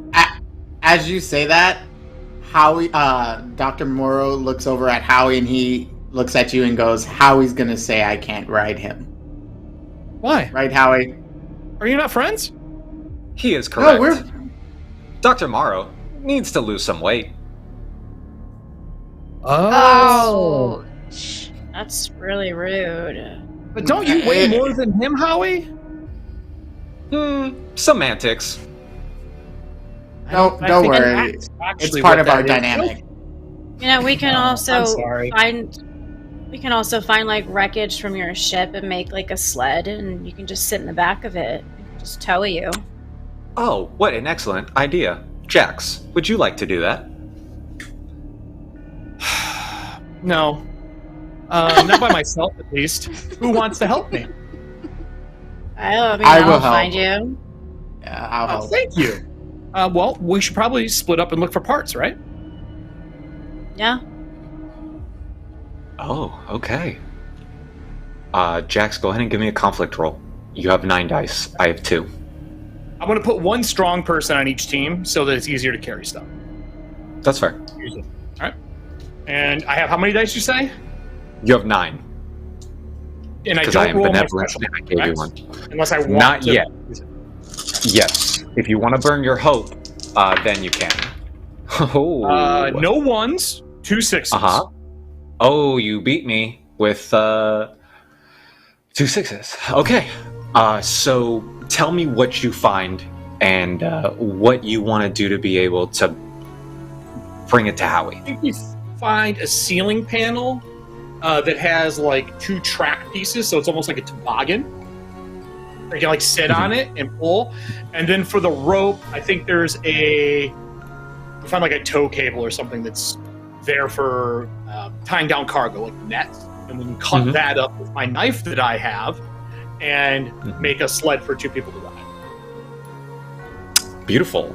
So you attach this sled to the back of Howie. Howie honks his horn 2 more times. And he's like, I believe we are ready to go. As you look off into the distance, you slowly see the visage of the eye, also known as soul, begin to crest the horizon. The sky in front of you is turning a vivid purple, orange, and red. It is absolutely beautiful in the atmosphere. But you know with the dark comes danger. We gotta hurry and get on this thing. Yeah, this time of the year is like 18 hours of this nonsense. Why 18 hours of darkness? Yeah, that's normal. It only lasts like 200 days of the year. But there's also scavengers that live underground. You don't want to mess with them. I don't want to mess with them. Oh my gosh. People who want to survive. So we need to get out of here. Yeah. Well, I mean, I've talked to him before. We get along. It will be all right. Oh. Do we need weapons? Oh, yeah, you will. I won't. But just because you're friends with them, doesn't that mean that we could be friends with them? Well, if you're armed, they're less likely to do something to you. And just in general, you might want to find something in the wreckage before we go, but, we're burning the couple hours of daylight we have. And then if we go unarmed, we're gonna die, so... Well, we have Howie. Howie, you see, what like, are a your little arm combat pop out capabilities? and, like, wave it. Cursory. Scan. Dr. Morrow, have you seen The Matrix? Yeah, I guess. That Well, I can't ancient do classic. any of those things. I have minor combat and protective capabilities. Most of my capabilities are for reconnaissance. Right. Okay, we need to hurry. I'm going to be honest with you. Those people have taken me hostage once underground. That's where all these scars come from, so we need to hurry up. I don't want to be out here. So I'm glad you survived. That's Get out of here. Okay. Yeah, Okay. What is the order? Tell me how you guys, where you're sitting at. Who is driving Howie currently? Well, I feel like sled, we can Jack. put the docks on, right? Yeah. Yeah, so you Like can Jack fit 2 should people on be- the sled, and you can fit 2 people on Howie's all-terrain scooter. Yeah, Moped. I would Moped. say that Jax and I should be on the moped because we know where we're going. We've been there. And I say, Nessa, have you ever owned a moped as a teenager? I'm in my 20s, but yeah, I can drive this Oh. thing. By all means, drive. I trust you. I just kind of stare at him. All right. Go ahead and roll me a conflict roll to see if she's really willing to drive. All right, here we go. We have 2 6s again and 1 1. Okay. I lose a die, right? Yes. Nessa, you look at him and kind of begrudgingly, you don't like him to be behind you, but it feels a necessity because your skills outweigh his. Yes. All right. Everyone in? Yep. Is Ross secure? Yep. You look fine. She ain't going nowhere. Scanning. Yeah, she seems docile. You can still scan the ship from here? Yes, we are two of the same entity. How far is the range on that, Howie? Scanning. 25 kilometers on a clear day. Oh, so we should be able to reach the library. That's the first bit of good news. I will need to charge afterwards. How do you charge, Howie? Solar panel. Please don't say sunlight. Howie, can you charge while riding? Because the sun's about to go down. I'm glad you asked. And out the side of him pops two little petals. Oh, great. Thank God you're super strong. I have a generator that could be powered from pedaling, Nessa. Great. I will pedal when we need to, since I'm an Olympian athlete. Everyone ready? Yes. Okay. As you guys begin your journey, you crest over the tiny hill that was formed by your crash to look into the far expanse. Dr. Shea and Dr. Morrow, this is nowhere close to the planet that you knew as Mercury. This has been greenhouse affected. There are trees. There is a forest in front of you that you're currently making your way through. And air. It just came to your conclusion. You did not have a spacesuit on. And somehow you're still able to breathe. All of this knowledge is slowly flowing through you as you're looking, and you look up, and it's just darkness. There are no suns, there are no stars, there is no light other than the light slowly fading in front of you. And you feel it creeping behind you. This cold that, no matter how warm you get, doesn't seem to go away. And you're about halfway through the trip, and Jax, roll me a conflict roll.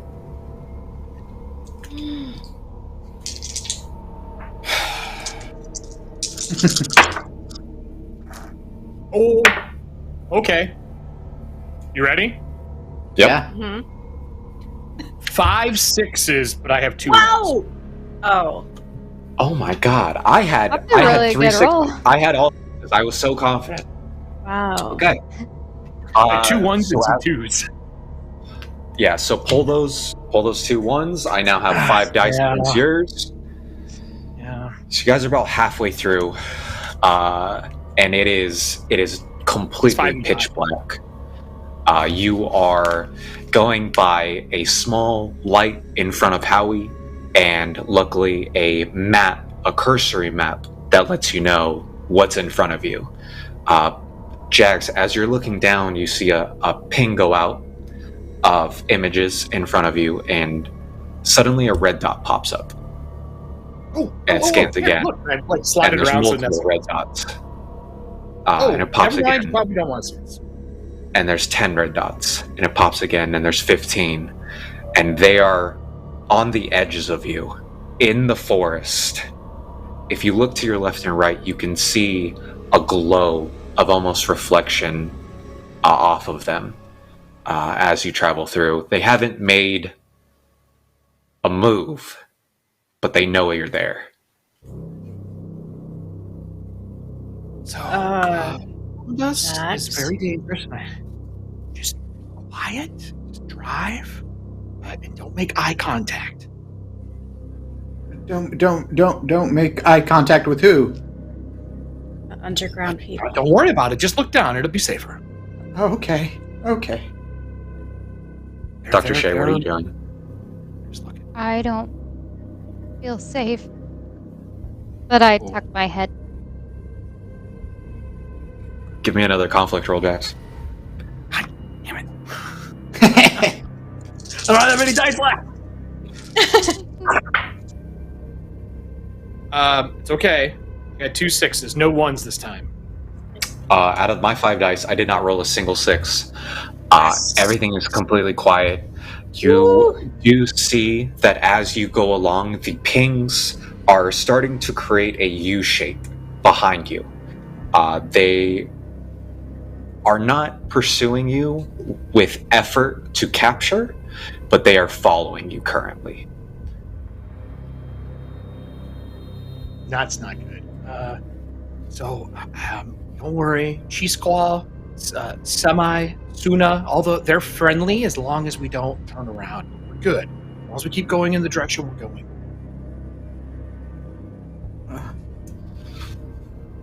Okay. I hope you're right. All right. You begin to hear chatter around you of just like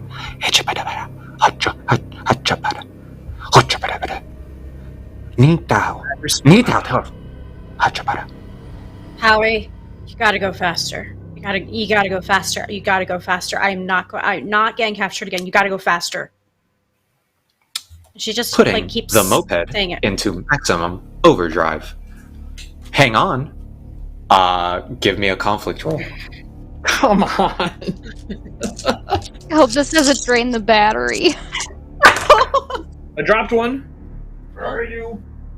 Oh. Hold on. I got 2 6s, but I got a 1 again. Okay. This You is getting beat me on bad, 6. everybody. I only rolled 1.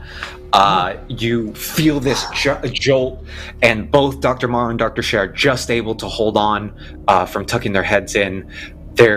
You guys are picking up speed, and you notice that as you pick up speed, you hear the voices start to get louder, and Junta, and you feel these waves of red starting to move in, but you know that they have no way of catching up to you. You start to feel like of arrows and rocks passing in front of your head and face, cuts Jackson his arm a little bit, maybe catches into between Dr. Morrow's feet, but you guys are able to pull away, and they are unable to capture you. You are currently 3 kilometers out. All right, we only got 3 Jack's kilometers over left. We're doing well. Is there any more dots near us, or in front of us, looking at the map? No, you're seeing them slowly fade back and everything. What you do notice is that in front, Howie's light starts to flicker. Howie comes on and he goes, "I'm sorry, I will be unable to use my light as I am running low on battery." I got it. Beautiful. a small cursory light comes. Thank you, Jack. Don't tell anyone this, but you are my favorite. Howie, Howie. we can all hear you. Howie. You whore. And you said that about me. How dare you? Don't take it personal. Howie says it to everyone, except me. It's true. It's in my programming. I'll take it. Okay. It's like rub the handlebar. Yeah.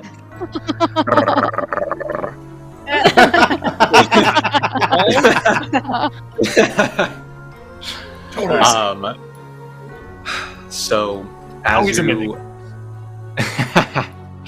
as you start to crest above the final hill and coast your way down, you don't notice the vastness of this city until you're about halfway and you see it tower over you.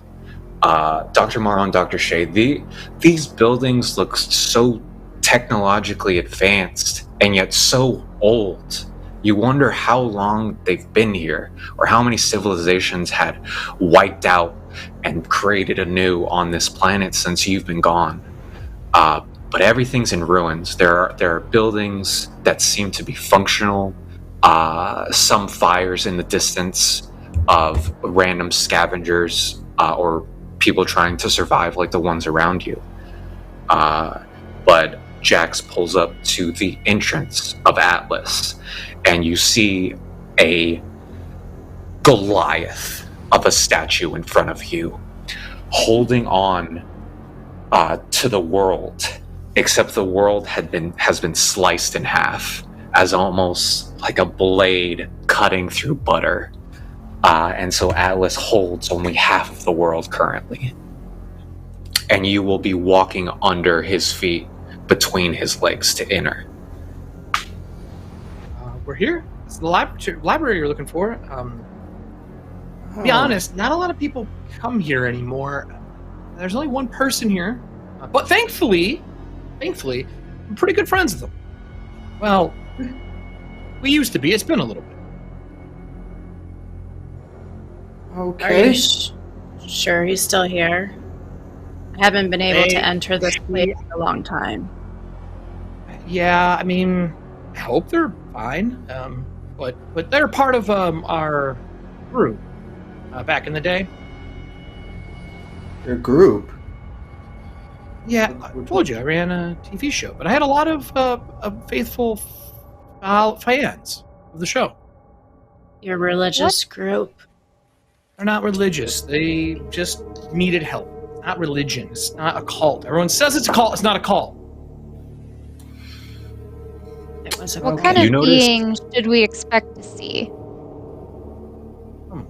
Human? You notice after he says human, a eerie silence comes over you, and it wasn't something that you realized earlier because there was sounds of animals, or which you would, hopefully consider animals, but it is dead quiet, and you can hear a subtle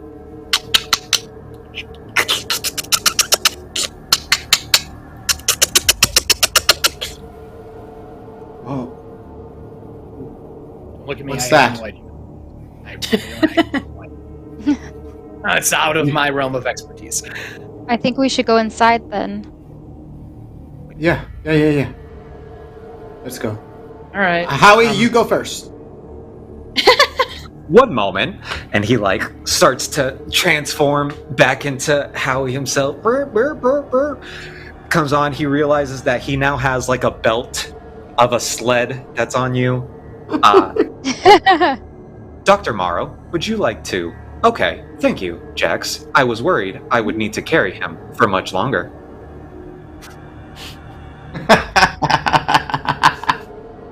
You are a savage. Thank you. That wasn't a compliment.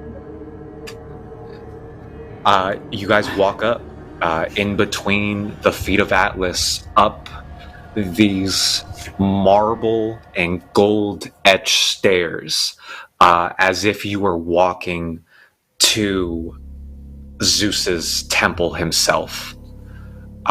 There you make it to these giant double doors that are intricately designed in a Gothic classic architecture. You can see that by looking at it, and it dawns on you that something billions of years ago still made it onto this planet. And you're almost in awe of the craftsmanship. And if your life wasn't in danger and you weren't searching to be somewhere else, you might not leave. And Jax, go ahead. And he pushes open those doors, and you hear it as they slowly open. A false light behind you guys, casting an ever-longing shadow deep into the library itself. What would you like to do? I'd like to enter. Jax. Sorry. I'm going to finish wrapping the rope and move the sled outside the door so we can use it to get back. And then follow it. Bringing the rope with us. Smart. Jax, how do we find your librarian friend in here? What do you mean? You ring the bell at the front desk. Make it sound so easy. Where's the front desk? That way, long hall, it'll dead end into a big marble and old wooden semicircle desk. It looks a little bit like the world that's outside. The floor is it should be intact. I haven't been here in a long time. When I look up, is the ceiling still intact here? Like, is the building still good besides the overgrowth? Yeah.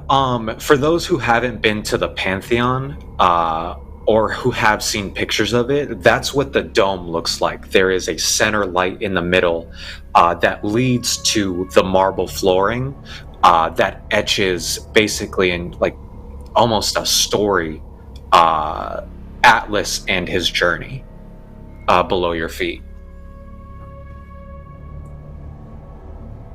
Right. It's really cool in here.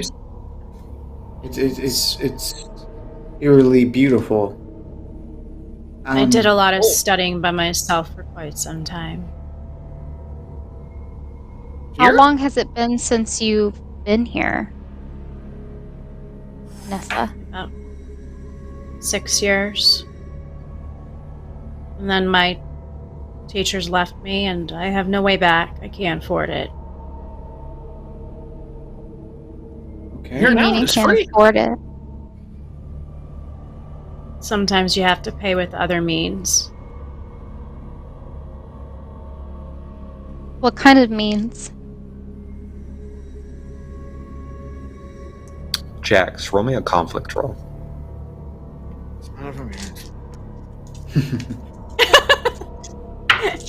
So bad. What's happening? 1-6.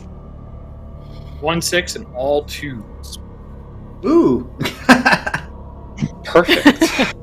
Lightmaster, will you please extinguish a candle? A light master? Is there a way for me to stop that? Flame Master, sorry. Oh, Can I would stop you like that if I get rid of a card? Yes, you can. You can burn the top card, your vice or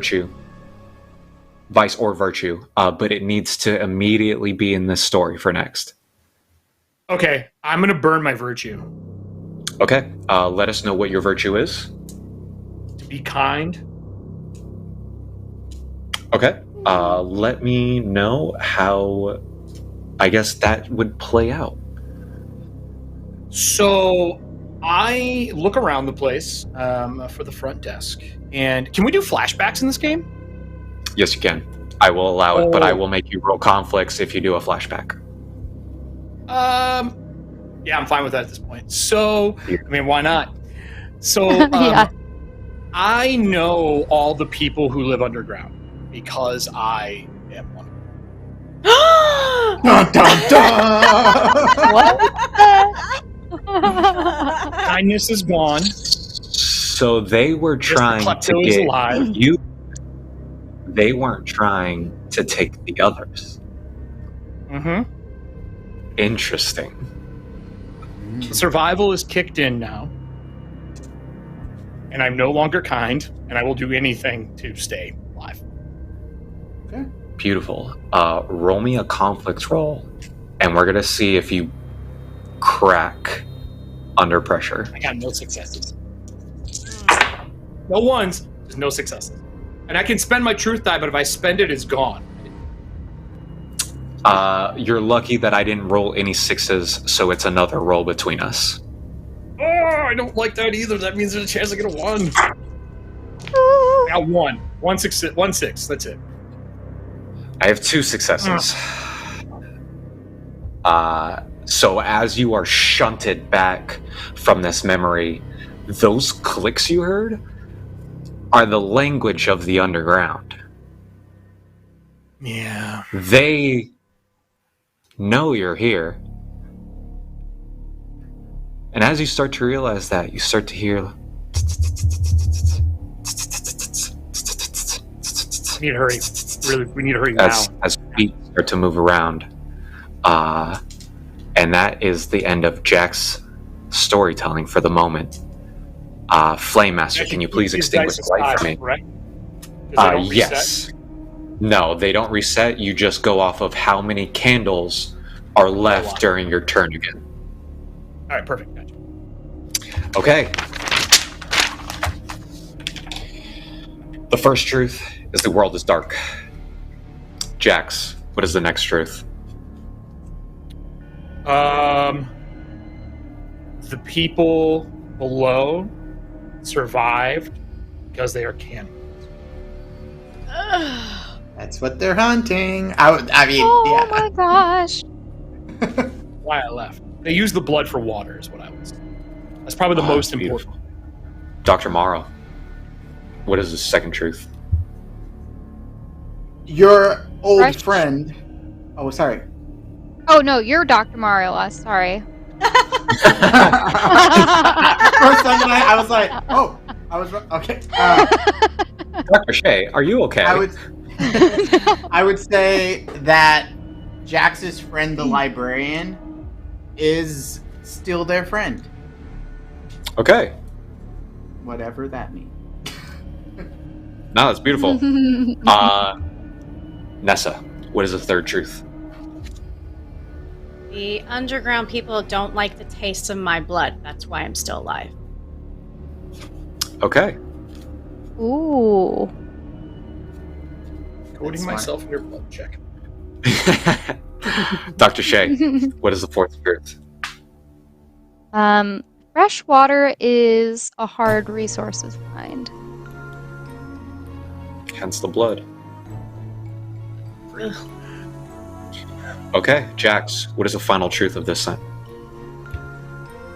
The librarian is something. Is what? Is Sorry, what? Yeah, you got the cut out. librarian is something else. They're not human. Okay. Oh.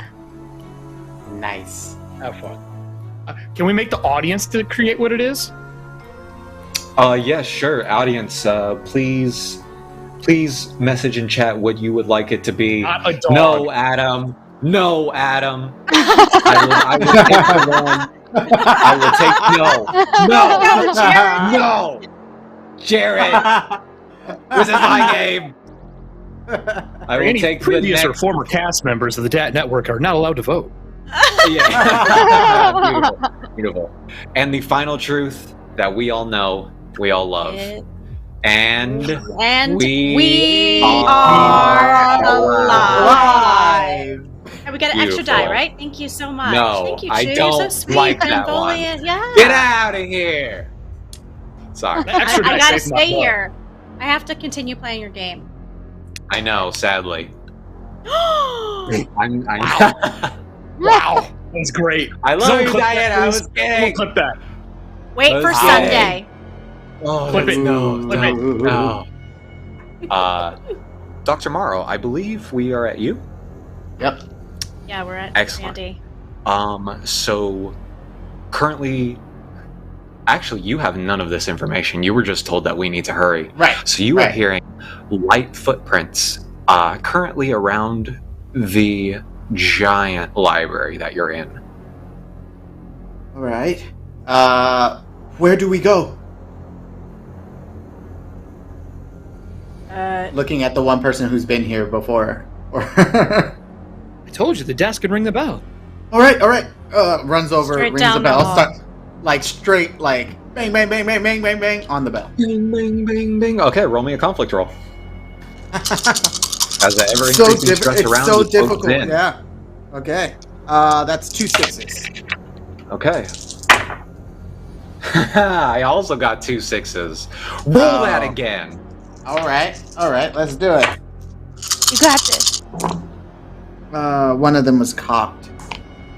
Go to roll it. I still got 2 6s, but I also got 2 1s this time. Beautiful. You won. I only got 1 6. As you are ringing this doorbell frantically, you hear from this dark corner. What? We're looking for the librarian. And flashes in front of you is this humanoid canine that you can best describe as chunky. If you would, if you looked at like this species, it would be a corgi. It's a corgi that stands up on 2 legs And she comes out of the blackness and she goes, "Well, hello, Jax."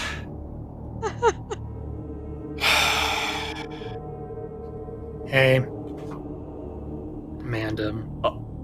Yeah. I was hoping you would remember my name. You didn't call me after that night. Amanda, I was worried. There's no communication on the planet. There's no communication. You know that? We don't have a lot of time. Creatures from below are chasing us. We're here for something. And I ring the bell again. She's like stunned by it.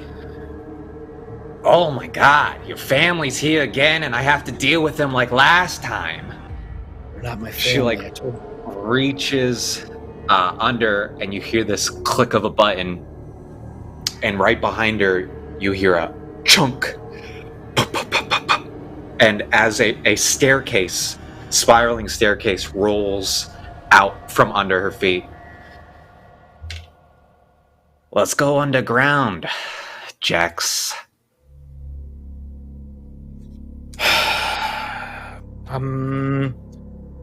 No entrances in here, right? No tunnels. They haven't dug. They haven't found their way in. We're fine down here. As far as I'm aware. Fine. Your family's not down there, right, Jax? My fucking family. Oh man, You're supposed to be nice. what happened to nice? Yeah, it's supposed to. Yeah, I've tried. And Just you like see you her, tried saving your. Never mind. And you see her start to step down the stairs, and you go, "Hey, they're pretty fast. Let's go. This might be your only option." I wanna pull Dr. Shea sort of just a little bit away and go, there's some weird dynamics between these two. We should be careful. Yeah, I thought they were friends. Me too. I'm not getting that vibe anymore. We're small voicing this one.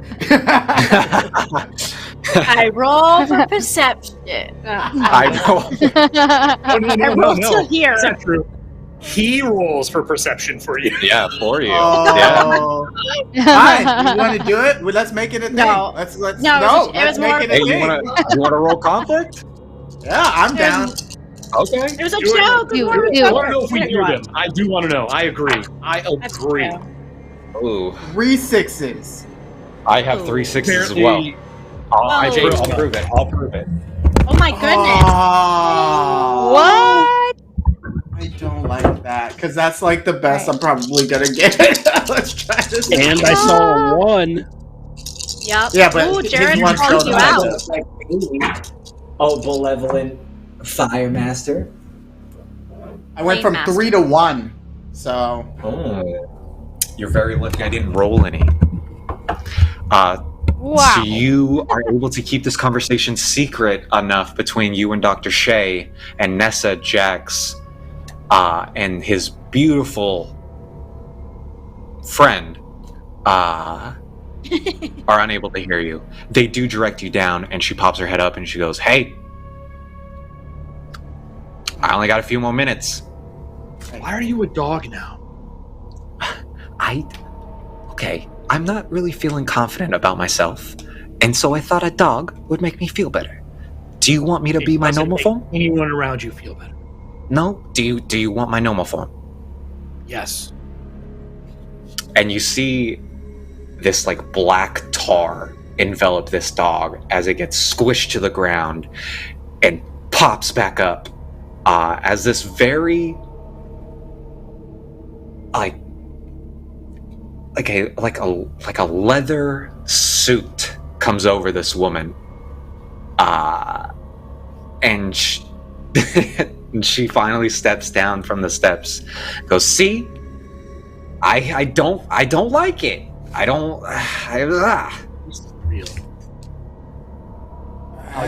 kind of like the dog better. Now he makes me feel weird. He wanted the dog." There's Why are we discussing? Well, no. There are more important things than Yeah. dogs. We gotta go. I don't want to get captured again. We gotta go. Yeah, you're right. So we go down. Beautiful. Yeah. So as you guys As we're- start to hit, go ahead. What, Dr. Shay? Sorry, as we're walking, I would like to kind of walk next to Nessa and say, what happened to you? I'll make sure to whisper all of this. Oh, I would like to eavesdrop. I am very paranoid right now. Ooh, are you going to allow that, Dr. Morrow? I thought you said roll. Well, no, actually, because I could allow it. Yeah, I want to allow it. Let's allow it. Okay. Let's make it a thing. I rolled no sixes. Oh, yeah. You know what? We're gonna burn it though. We're gonna burn Vice, and I'm about to fall asleep walking down these stairs. Shoot! No! You might die. That sounds great. I'm going to need you to roll again. Yep. Oh my gosh! 6. You're welcome for that, by the way. What's 6? No sixes. So as you feel it start to take over and you go to collapse, Howie, as almost instinctive reflexes, comes around and catches you, and is like,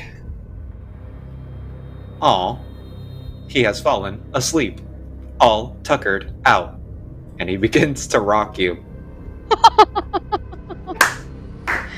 I thought for sure you're gonna hear grinding noises. It's like can't hold too long. Yeah, I was gonna say, isn't he?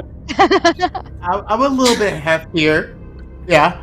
He's heavy, but Howie's strong. He just likes to make Dr. Morrow feel bad about himself. Aww. I'm gonna need another conflict roll. Okay. What is this one for? You'll see. Oh. I got 1 6, but I also got 2 1s. So. Perfect. So take away those 2 1s. You still get storytelling rolls. Control. Wow. But as you fall unconscious, you find yourself suddenly awoken in a completely black room, or feels like a room, or maybe you're falling, but you don't feel it. And as you start to regain a little bit of consciousness, you see a door. You start to get up, and as you get closer to that door, starts to have numbers by the side of it, and you realize that this is your house. This is the front of your house. And almost without thinking, you open it up, and you walk in, and you're looking around, and you smell your wife is cooking. I can't believe you were just there. This can't be real. I can't believe it. You hear your kids laughing in the background, and you go to turn the corner, and you see your wife, and you see her back to you. She's kind of cooking there. You go to call her, and she doesn't seem to respond, but she just seems really focused. You go up behind her, and you wrap your arms around her, and as you do that, you feel something clunk against you and drop to the floor. And as you look, you can see over your wife now. And you look down, and her head is right there, slowly rolling down the side. And you look outside, and your kids aren't there, but you see their feet. And how are they floating? You cut to, and you see a darkness slowly start to envelop the home you're in. And you hear a voice. Join us. We can get you back. And as you go to fight against that, and you close your eyes as hard as you can, you pop back awake in Howie's arms. Oh! Oh, it happened, didn't it? Oh, Yes, you fell asleep. oh. Okay. You okay? I think so. I just want to sit down. Is there a place to sit down? I don't think we have time.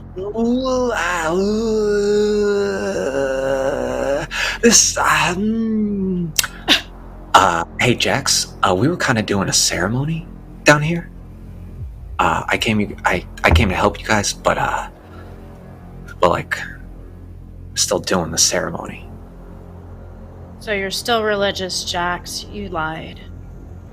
I'm not religious. I believe that there are other forms of communication out there than just speech.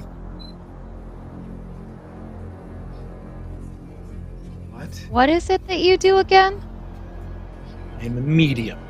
Speak to the dead. We've been following Who around is the it? medium. Ha! Ha ha! Ha! I fail to see the humor. Ha! Oh, Me too. How's the medium gonna help us off this fucking planet? Well, everyone on this planet is dead, so the only people you can talk to are dead people. Do the 1 math. point for Jax. I don't believe that people can just talk to dead people, and if you believe that, you're insane. I'm a man of science, my friend. Oh yeah? Hey, Nessa. How did it go last time I spoke to your family? They're all dead. Everyone is dead. I'm the only survivor. Came But to did see he me actually because speak you were to your dead. family? No, they're part of the others. What? Yeah, the dead. Do you want your beacon or not? And take me back with you. Can do. Oh! Yeah, you got it. Yeah, that just clicked.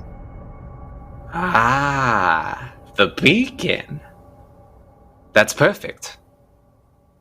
We're performing the ritual to unleash Pandora's box. Wow, wait, what? Oh yeah. Jax. You didn't talk to me for so long, I had no one to turn to. You found Pandora's box? I did. It's been under Atlas the whole time. Well, that's great. That's the thing we need to get out of here. Right, Dr. Shea? Yeah. Why don't you tell Why him, are Jax? you doing the ritual? What does it consist of? What are we walking into right now?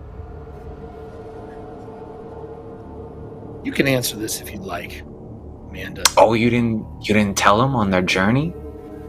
Why would I tell him this? Why? Why would I do that? What Pandora has is to it? What be- is happening?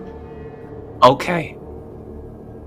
Pandora has to be powered by something. Someone. Some presence. And the only way to do that is to call them. And the only way to call them is with the beacon.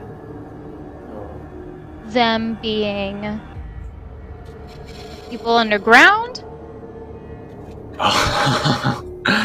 No, honey, the people underground wish they were them. Yeah, they're a darkness. Can't They're be. a No. sickness. They're the ever expanse that takes over everything. No. We got away from them. I know.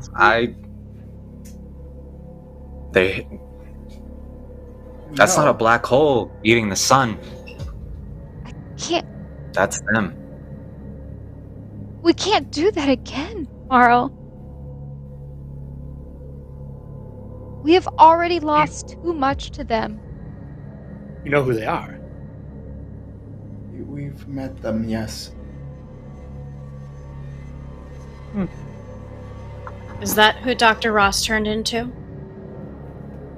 Yes, it is. So why don't we And on just the go get mention of Dr. Dr. Ross? Ross, roll me a conflict roll. All right. I have 3 dice, so this is gonna be a nice roll. Nope, none. Oh God. Flame Master, can you please extinguish another light for me? And as you do that, we will cursory pan over and zoom in to the room that we saw. Jared, is that a back scratcher?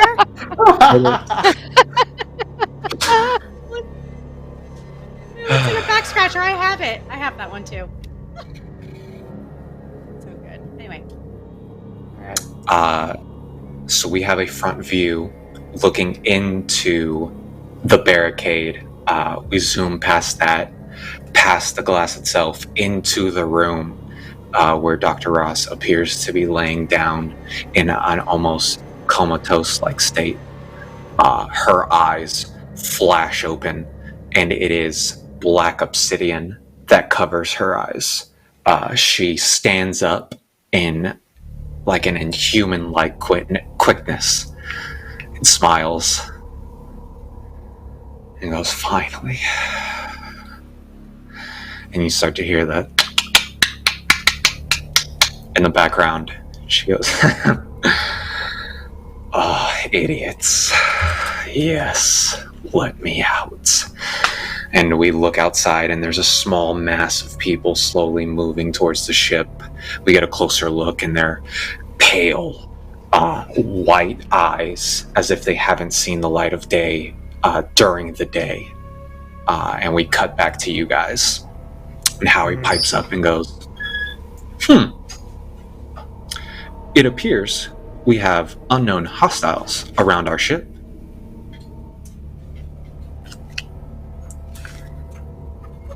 I knew we shouldn't have left her. Should have welded killed her. With what? Don't you have weapons on anything your to repair your ship? ship? You wouldn't want I can't. her to have I don't know. I can't activate a self-destruct. Oh. Yes. Why are we discussing this? Yes. Hold on. Wait. Wait, don't you want her to get the beacon to work? No. Isn't the beacon here? Wait. Do we need? Yeah. We need. I do. I need Can we use someone who's else? also them to be able to power the beacon. Got it. There's a bunch of them So outside. we're going to use Dr. Ross as a sacrifice. Yeah. But how would we get Dr. Ross here? Dr. Ross, you saw the kind of damage that Dr. Ross did to the ship.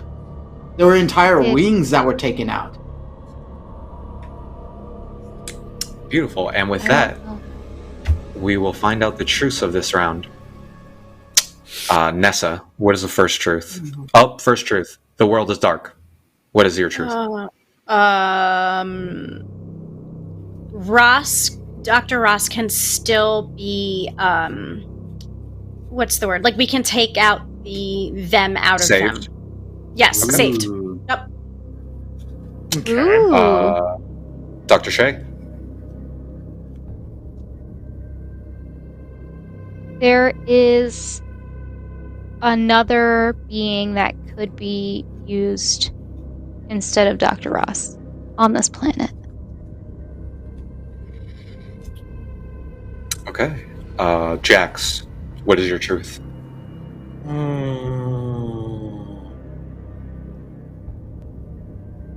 I have a device to call my old family here. Oh.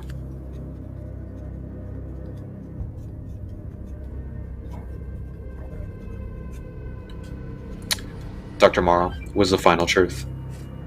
That other person who has some of the essence of them inside of them is the man who, or at least is similar to the man that Nessa saw watching the ship.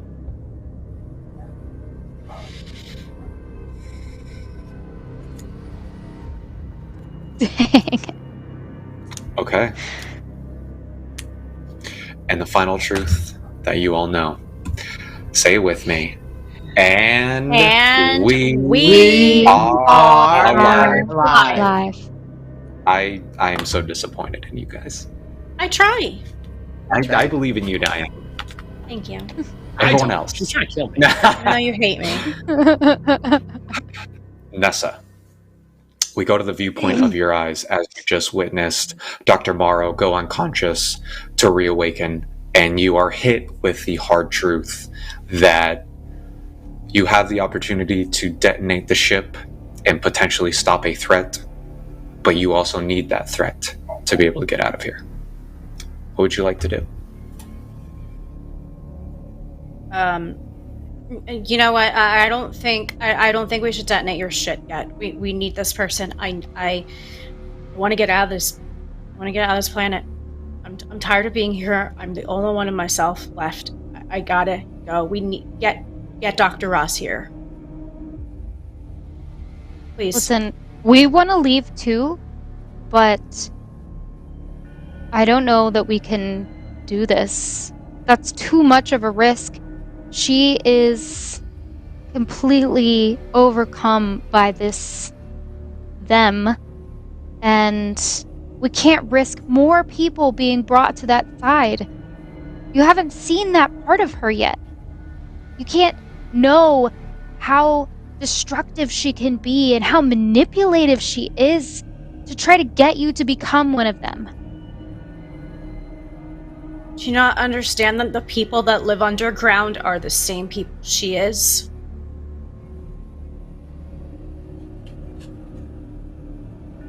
This whole planet has turned into that. Including him, and I point to Jax. Hold on a minute. If I was one of them, wouldn't I be eating you right now and drinking your blood like they do? They don't like my blood. Yeah, you. Well, what about the other two? Water's rare here. They found a way to process the blood of other people for water. Hence why I was looking for water on your ship. Yes. Oh, did they have water on the ship? We do have some water on the ship. Oh, okay. All right. I don't wish you any harm, or if I did, I would have just gave you to them, obviously.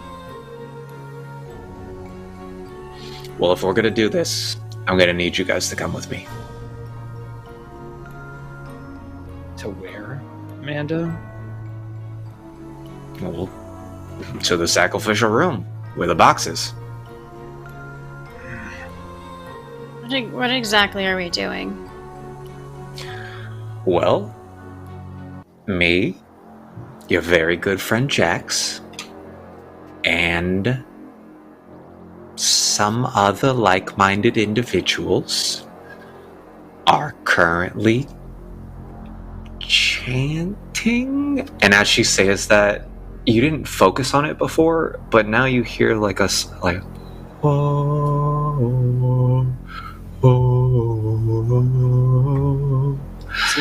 That's echoing down the corridor itself. They might be already in the process of trying to call them. See? Set up for success.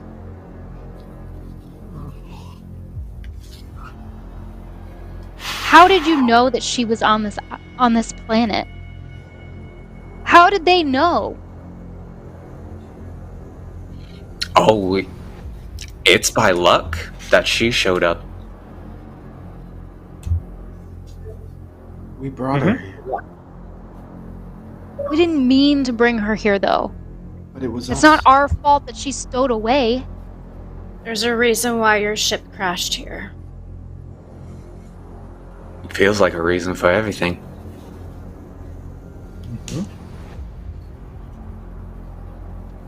I suppose we can't stop whatever's happening right now.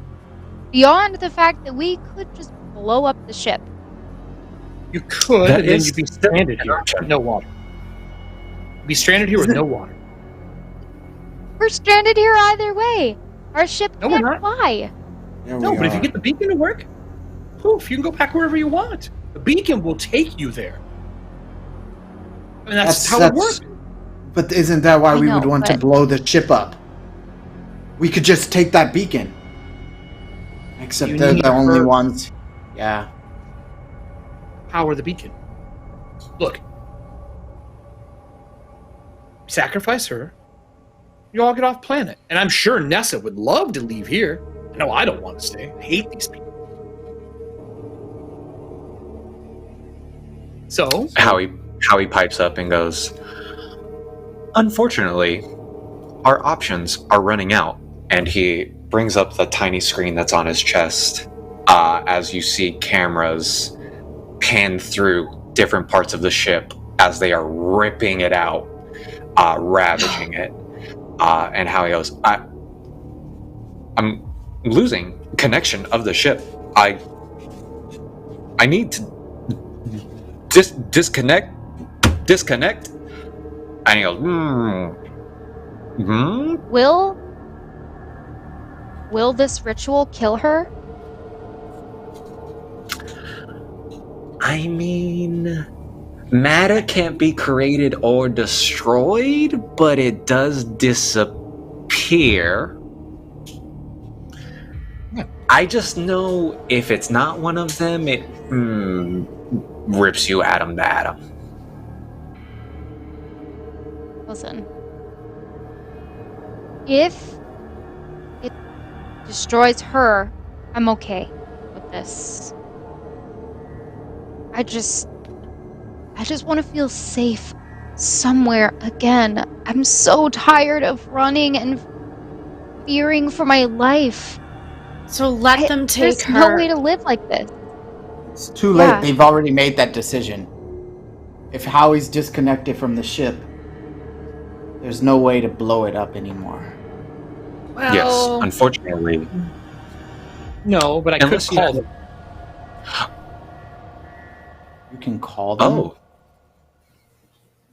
Yeah. Everyone can call their family, right? Even if you're not family anymore.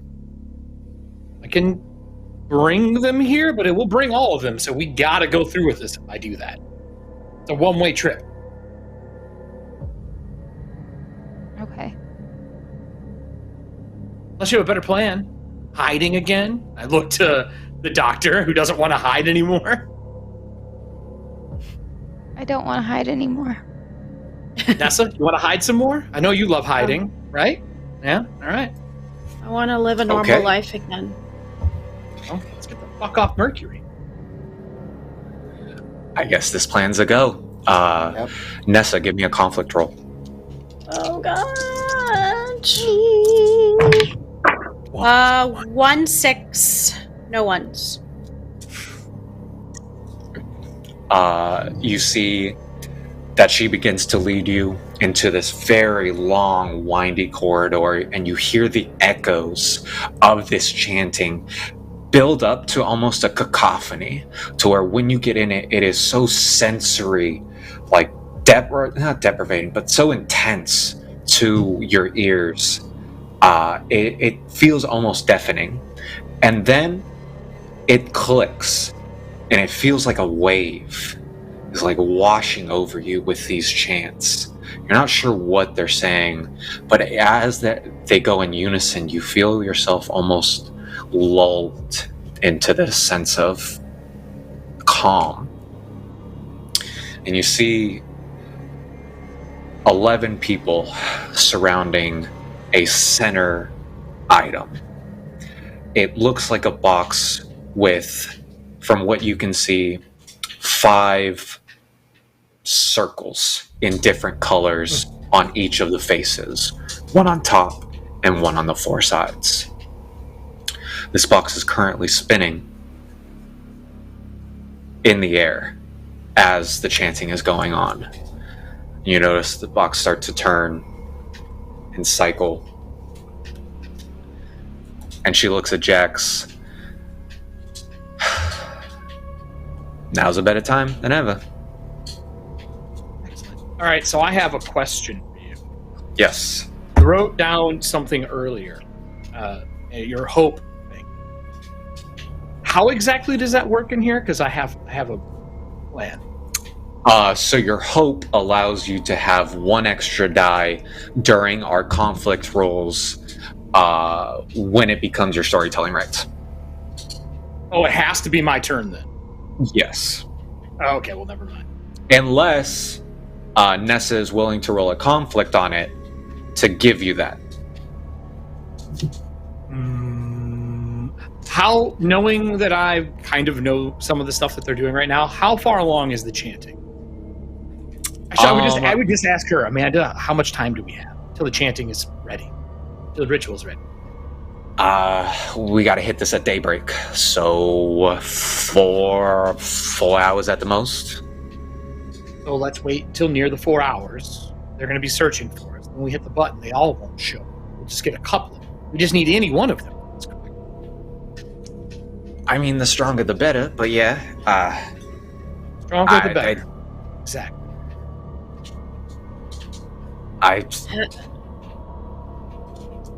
Yeah, I mean... Okay. Yeah, Jax. Yeah. I looked to the rest of the group. I think we wait at least 3.5 and then hit the button. Then I'll call. Give us as much time as we can get. And also, if you think mediums aren't real, but you see a floating box, how about now? He is silent. Like, he is... Like, he can't even begin to respond. There's things that even science can't explain. Howie chimes in. Wow. Unbelievable. Isn't that right, Dr. Morrow?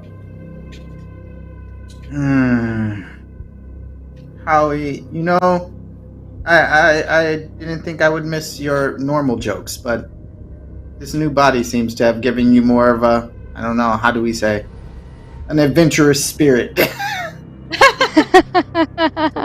He has to listen to you, right, Doctor? No, I mean, he's an AI. technically, the only rule in my programming is not to hurt Dr. Morrow. That's the only rule? Only rule. That is the only cursory rule that I can see going through my schematics. So you could hurt me if you wanted to? I thought I was your favorite. I would never hurt you, Dr. Shea. And he looks at Dr. Morrow and he goes...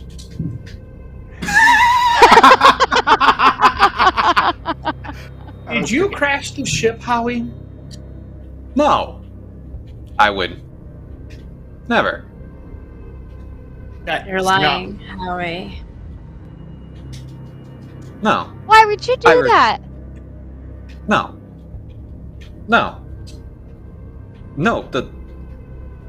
The signal. Howie. The signal brought me. What? No. That signal, the writing in the ship. When we hit the anomaly. What? We were heading towards Earth, or at least we thought we were, and we were pulled in by the gravitational pull of this anomaly, which brought us here. Nessa, go ahead and roll me a conflict roll. Whoa, that's 2 6s. No ones. No ones? No How are you ones. guys rolling so well? Don't worry, the candles go out eventually. Yeah, that's true. As you look over, you hear a gasp and an energy, almost as if you can see a soul of a person be ripped out of their body and is now spinning around Pandora's box. They crumple to the ground, and as you see them, it looks like they had been everything just sucked out of them, and they've been mummified instantly. Oh. So it's starting. Is this how it goes? And I looked at Amanda she looks up at Jax and she goes, "Yeah, people that start this ritual, we see it till the end. And you see her start to put a hood on, including me. She puts it on and she fills the spot that was just taken and begins to chant with them. I'm going to start chanting with you in line. How many more souls do you need? 4. 1 for each side. Side the of what? last one? Yeah.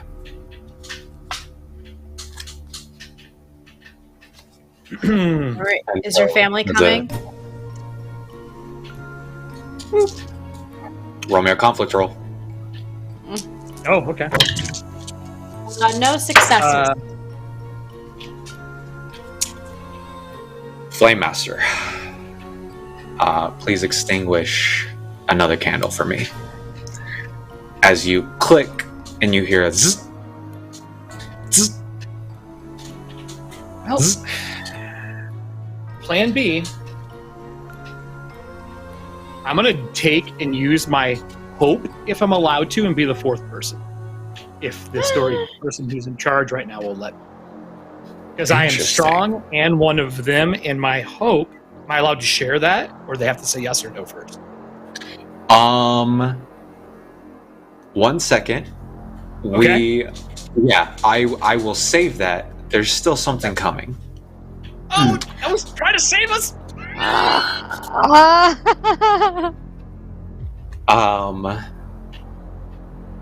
The first truth of this world is that it is dark. Dr. Shea, what is the next truth? No.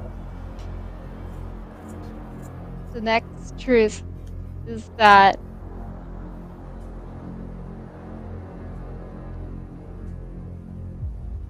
oh my goodness.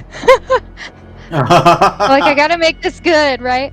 The next truth is that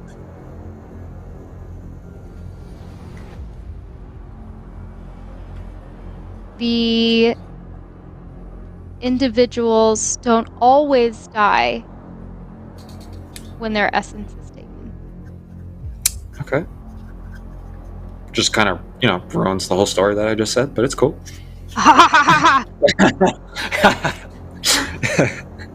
Like you gave me a wish spell. Yeah, that's Jax, what is the next truth? The Pantheon is real. Ooh. Like, you mean the actual Pantheon? Yes. Yeah, like Greek mythology is real. Yeah. Cool. That's sick. Love throwing that in my game now. At the very end. You're welcome. You giving us Pandora's box. Hey, that's true. Dr. Morrow. They get here faster than we are expecting. Beautiful. Dr. Shea, because of that last truth, throw me, or actually, and the truth we all know and love, say it with me. And we are alive. And since that most amazing truth from Dr. Morrow, please roll me a conflict roll. All right. I'm rolling with Dr. Shea. 9 die. Is that right? You get 6. That's what I had left. 6? No. So after your first turn, you get the number of dice that match the number of candles still in play, plus the one you got as a gift. Yep. So you have 6 in total. 7, 6. Sorry, I'm miscounting those candles. Got it. There's 5, yeah. Are you ready? I'm ready. There are no 1s, but there are 2 6s. And you just beat me. Okay, so Dr. Morrow, as you're realizing that it's starting to get late, you hear a shift in stone down in the distance, and then hear a enormous crash You can only assume that something very large just broke the floor under you. Or not under you, sorry. Just broke the floor under the library, heading towards you. She looks back through her chanting, and she goes, I guess I got here anyways, Jax. And down the distance, you just hear a...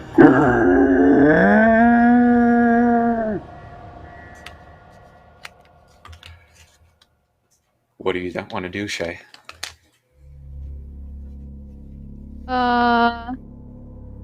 Do I know what that is? You know what that is. That's them. I was hoping I wouldn't. As you turn around, you see another body. And this one, soul extract as a green. And so now it's white and green circling around this box.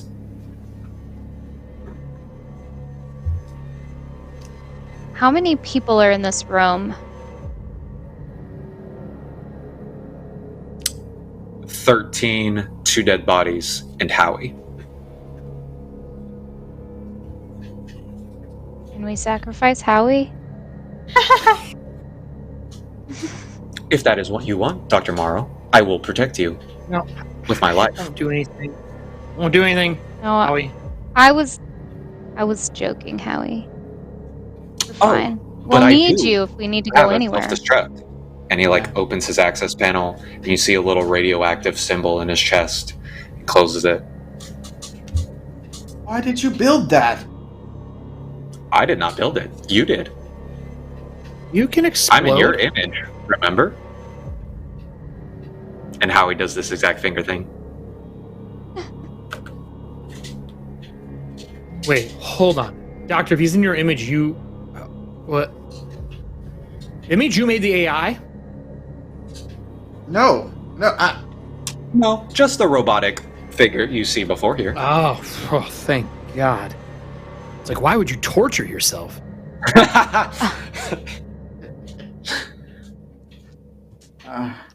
All right. It's like your fitness instructor?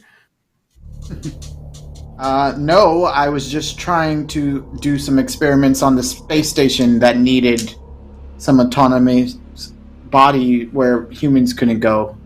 But I was not expecting an AI to use the suit. Yes, Howie, that is you. Is there a door or something we can use to try to keep them out? Or light? Any light? How? Dr. Shea, what would you like me to do? We can't just keep them out, because if we do that, the ritual might not work, and we might not get out of here.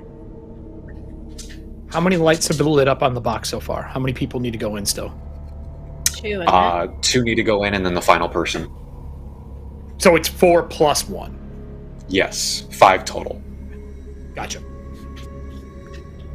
Listen, Jax, I don't think you need to give yourself up for this.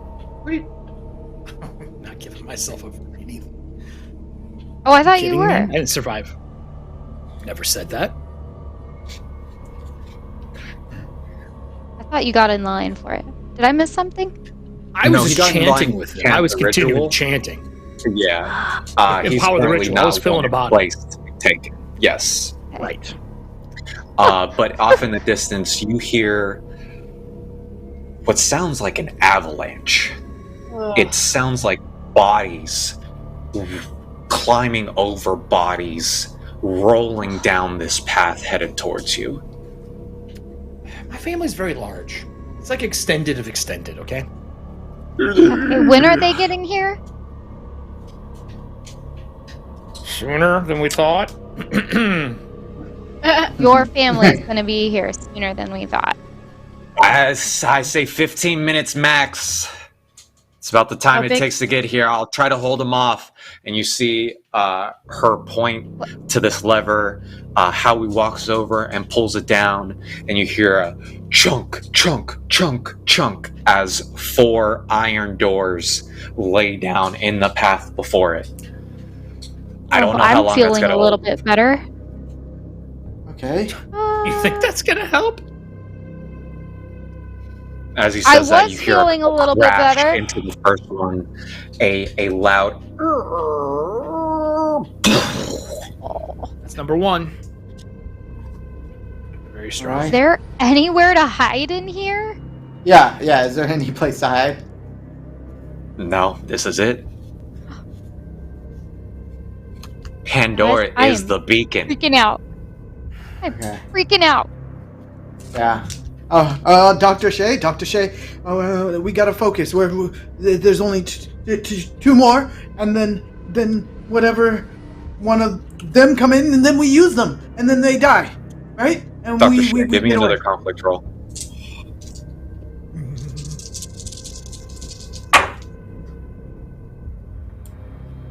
One. No sixes? 6. 1 6. Oh, we tied. Take out that 1 and roll again.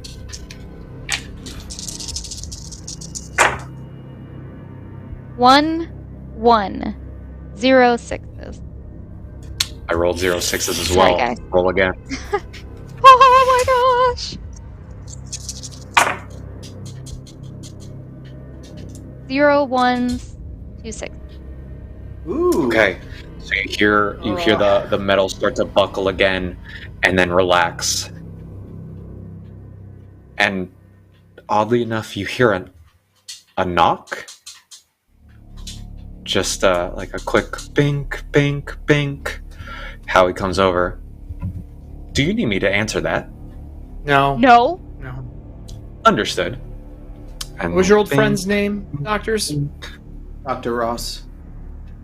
Dr. Ross, is that you? Bink, bink, bink, bink. And then you hear a boom. Boom. Okay. Boom. Okay.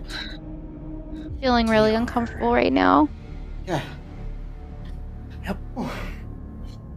How close are we on the ritual? As you say that, you begin to turn, and as you turn, you see in this blue essence emanates from their nose and mouth and goes up and starts spiraling around with green and white. It starts to get faster and faster as it picks up. Why is this ritual taking so long? Hey, doll. This shit takes time. This is magic. We don't have. I just want This is true. I just want to go and check the bodies of the people who have died. Okay, I'll allow that without a conflict. I'll be nice. Do you want to like take the hood off, or what are you looking at? I want to see what medicine can tell me about these bodies. Oh, He's trying to okay. make sense of what's going on, and it's not making sense. Are they dead? They real dead. They real dead. Got it. No. Yeah. So No. what you I just see- think I don't think he's like trying to accomplish anything. He's just No, so you'll go up to the first one, and the first one looks like face is completely sunken. Their eyes have been reduced to gel itself, and their mouth is agape, with their teeth emanating out from their mouth, or their jaw, basically.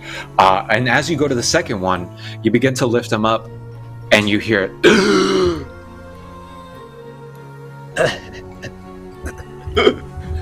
This one's still alive. What? Oh, well, that's not good. They have to be dead. I'm gonna walk over and stab him in the neck. Boom. Roll me a conflict roll, Dr. Shea. Okay. If they're not dead, this doesn't work. 2 1s, 0 6s. Ooh. I'm down So to 2 Jax die, walked guys.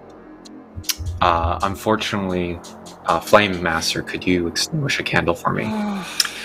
As Jax walks up, Dr. Morrow doesn't realize how close he's getting, and with one swift movement from hip to temple, back to hip to clean the blade, he completely stabs him. Blood and brain matter starts... Oh, beautiful. Oh, you almost got it, Jared.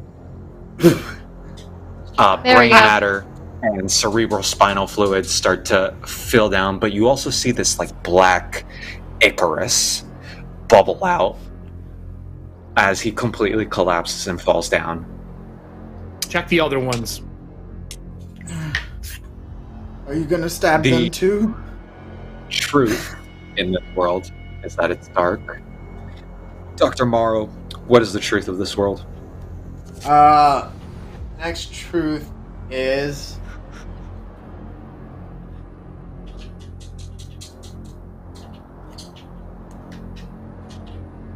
someone in this group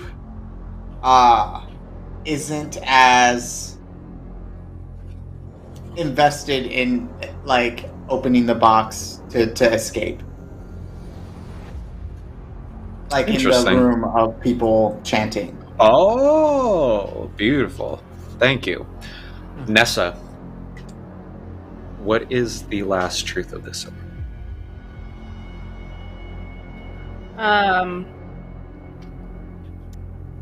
There's a way to let one of them in at a time, not all at once. Oh, okay. Bottleneck. Diablo tactics. Perfect. And the final truth that you all know and love. Say it with me. And we are alive. That wasn't bad. I like it. Thanks, guys. Bonus die? Bonus die. I'll give it to you. I'll give it to you. Yeah. Yeah. Hey, we got 5. Back to 5. Jax. Uh-huh. You have just stabbed this person in the head, and off in the distance you hear a boom, boom, boom, and then a crack. They have just passed the second door. How many souls are in? 3. 3? Do I know which one of them would be the next soul? Like, is there a certain spot that they're standing in? It's, you would know, especially having known the ritual itself. They are in a diamond formation, and the points of the diamond are the sacrificial lambs. Is there a way to hasten it? Like, would this hasten the process, or do they need to finish chanting first? Roll me a conflict roll. Like, can I pick up the chanting where they, you know what I mean, where they were, to, like, continue it going? Yes. But there's something I want to reveal to you afterwards. I got 2 6s, no 1s. I got 2 6s as well. Roll again. Oh no. I got 2 6s again, but I got 2 1s. I got 1 6. So as you're looking around the formation, you realize that Amanda is in the final spot. I'm okay with that. And as she begins to chant, let me know what you would like to do. I lean in, and I want to use my hope if I have to roll. And if you let me, I will say what it is. You will have but to I roll lean to in kill and it. I say, it's all right, Miss Elroy. It's been a long time since we've been apart. And I'm going to slide her wedding ring off and slit her throat. Okay, roll me a conflict roll. I will give you 2 roll. If you fail the first roll, I'll have you burn your hope, and then we'll roll again. Well, I did not fail that roll. Did you beat 2 6s? I tied you. Okay, roll again.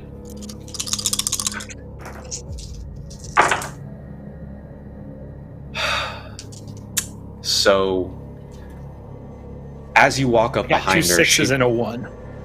Beautiful. I will add that one to mine. As you walk up behind her, you can feel her relax a little bit. It feels almost natural that you guys are finally together again.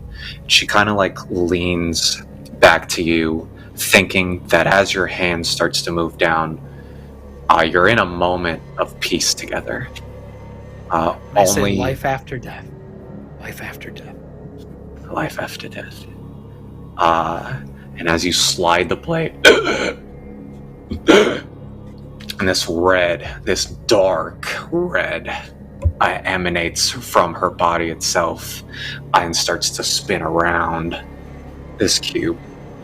As this happens, you hear... Go ahead. No, go ahead. Finish. As you hear boom, as the third door breaks open. Where is the last spot for the person who needs to be the final straw? It is the point that is closest. So if you were to enter the door, the ritual is happening to the right side. The farthest point would be maybe 3 feet from the entrance of the door. Okay. Does our brink have any mechanical aptitude in this game? Does it do something? Yes and no. Like it allows. It's just like Vice and Virtue. It allows you to continue storytelling rights, but you have to use the brink. So you've basically been pushed to the very last moment of sanity, and this is your moment where you snap to come back. So you have to use everything else before you use that card? Yes. Your brink is your last. And you use multiple cards in a go? If you fail multiple conflict rolls. All right, perfect. All right, thank you. Just wanted to make sure. I am going to continue chanting, but I'm going to keep my eye on the 5th position. And I will say, we don't have a lot of time. We need to hurry. And I'm going to put my hand in my pocket just to prep. Okay. Beautiful. Go ahead. Is there anything else you would like to do? Would you like to tell anyone to do anything, or would you like to go into another conflict as they begin to break down? Stall them. I just need time. Stall them. Okay. I just need time. And I'm going to continue chanting. Is there stuff in the room to like make like I'll have to roll for that. I will happily roll for them. Okay. I tell them to look around for stuff. That's totally fine. Yeah. If you want to be able to barricade the door to make a third and final door, I'm going to need you to roll for that. I'm going to burn my last vice, kleptomaniac, since they're stealing stuff from the place. You just pull a door from your pocket. That's hilarious. Well, whatever they find. No, I completely understand. I have 2 6s. I got 1 6. Okay, I'm going to go ahead and reroll. I reroll. Oh no, I burn. I reroll, right? Yeah, so you burn your reroll. Okay. I got 1 again. 1 6 again. I got 2 6s again. Oh. I'm gonna burn Brink. I'm gonna pull the serum out of my pocket. My Brink says, I saw you scam innocent people by stabbing them with a serum to kill them and steal their money. Little does Nessa know that is not true. What we were trying to do is find a way to make people immune to stuff here, and we were testing on her. So I stabbed myself with the serum, and I'm going to see if I can withstand what is going on. I got a 6, but I also got a 1.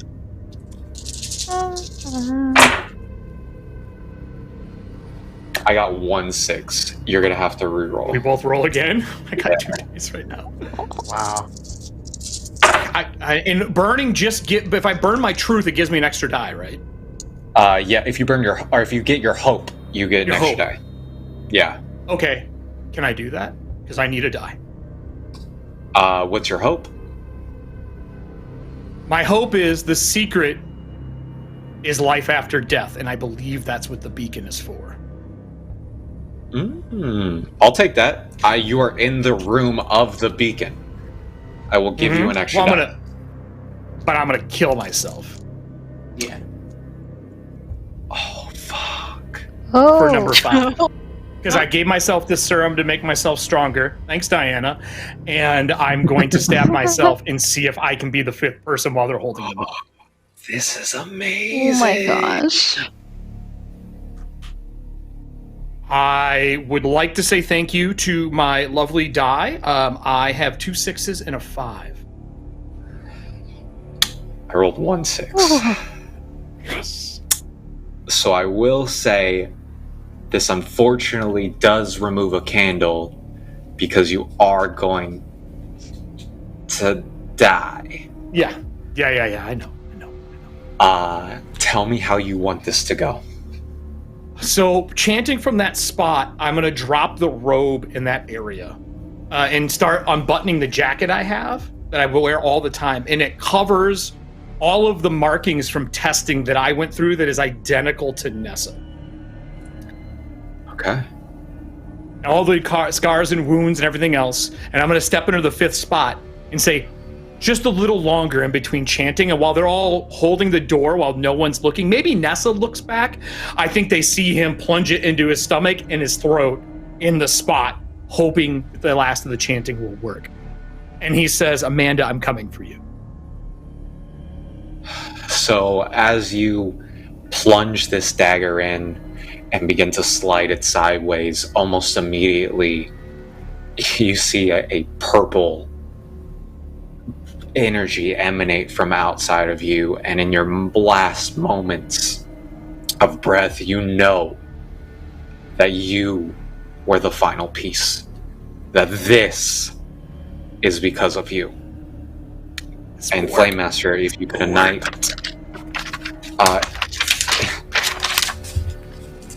beautiful. Goodbye. This will work. You're safe. The first truth is the world is dark. Nessa, what is the last truth of this world? Oh God, why me? The 3 of us make it onto the ship. And the final truth that you all know is that we are alive. Beautiful. So as you guys first lock this door and begin to turn around, you witness the final moments of Jax as he plunges the dagger into his throat and rips it sideways.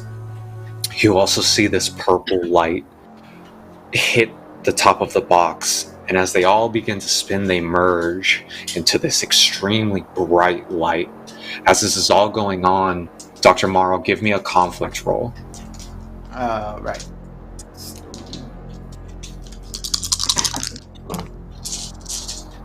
I am going to...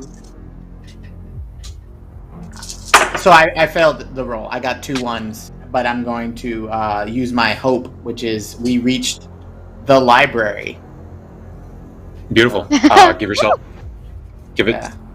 yourself an extra dice and a roll. Okay. I got 1 6. Unfortunately, that's not enough. Flame Master, can you please extinguish another flame? Oh. So you are so taken back by what just happened and what is occurring in front of you that you don't hear 2 loud explosions. There at the final door,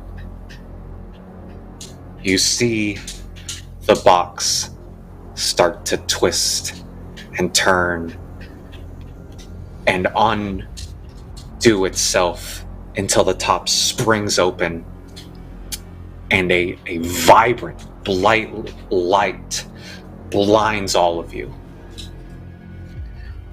And as you open your eyes, in front of you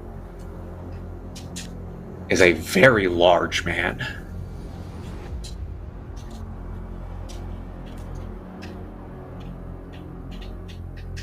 It's Jax? But he looks he looks so much bigger. As if the gods themselves gave him enough power to fight back. And before you stand Apollo. And in your guys' greatest moment of weakness, comes to fight by your side. As that happens, you see the final door explode in, and a rush of human-like creatures pour in, and a singular woman slowly walk up. Behind you guys is a bright, emanating oval.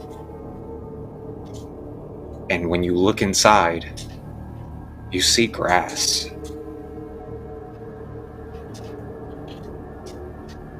Nessa, give me a conflict roll. Oh, okay. 2 6s, no 1s. Oh, beautiful.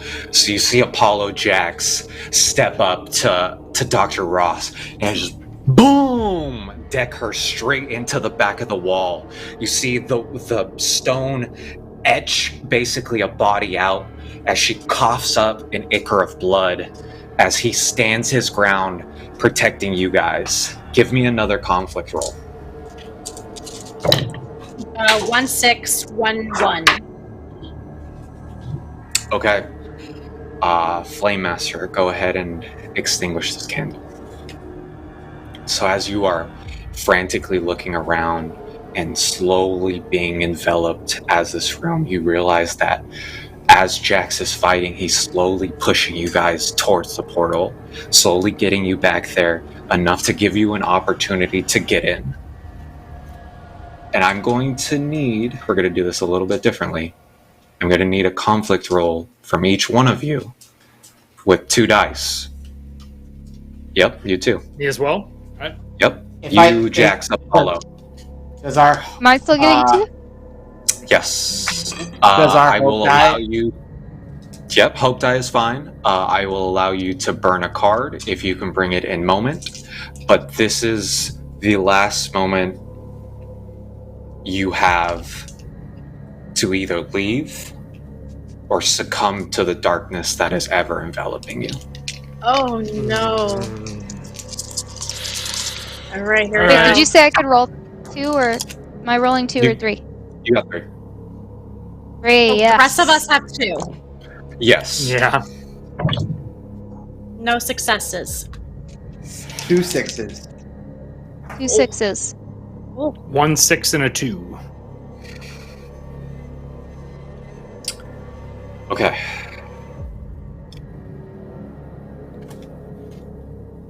Jax, how do you want to go? Tell me. I'm going to throw Nessa through. Okay. I grab her when I see she's getting ready to get stabbed. I'll take the hit and turn and throw her through. So, as you begin to grab her, Dr. Ross, with inhuman-like speed, shoves her hand into your chest as you begin to cough up blood and ichor runs down her arm. With your last final moments, you grab Nessa by the neck of her collar and you swing her back. Nessa stumbles through the portal, not to be seen again. Dr. Morrow, Dr. Shea, how would you like your last moments to be as you get through this portal?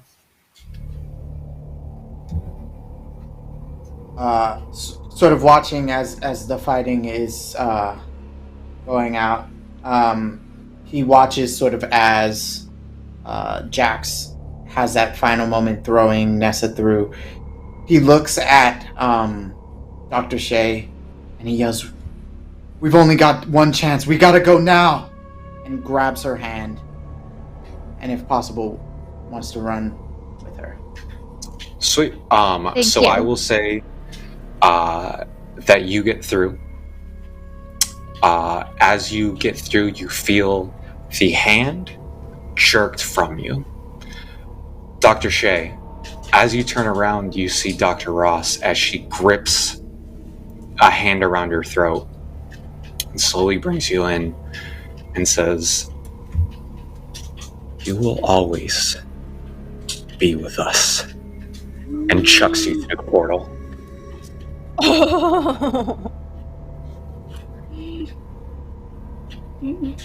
So the three of you land on the other side and come to an abrupt roll.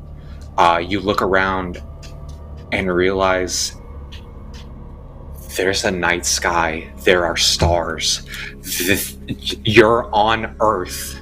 And as you think that, a bright light comes in front of your eyes and you're completely blinded as people step out and go, Camp Victor Military Police, identify yourselves. And we will catch up with this next time. Oh my god. Wow. Well, hey guys, how you feeling? Hey. I may see my hope, my brink. Crazy. Nope. Crazy. Randy, that was Wow. perfect. You did the exact thing that I wanted to do. I loved it. It was amazing. Our brains were in sync right then. Eric, I'm sorry you died. No, it's for a good Exactly. cause. I got the No. perfect No, you fun got- setup. I had to do it. It was a And, beautiful ending, You though. proved us wrong. You were a good guy all Every along. time someone went, I'm adding this thing to the truth, I was like, oh, it's perfect. Oh, it's perfect. And you just kept giving me stuff, so I was like, I gotta go with it. Yeah. I usually am not the martyr. That's usually not my character, but I'll go for it. Yeah, he believes in you life had- after you death. Yeah, you ended up bringing. And we still don't know. There might be a cutscene next episode explaining what happens the previous one.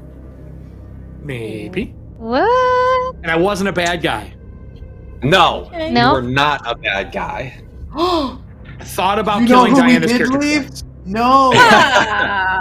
What? What about Howie? Oh, Why know. did you care leave that this small me tactical nuke isn't behind? with you? We You will. can't think We'll about see it if in life Howie. death. We'll see if Howie makes it through. I Hope he blows swear himself my up and take them all out. revenge.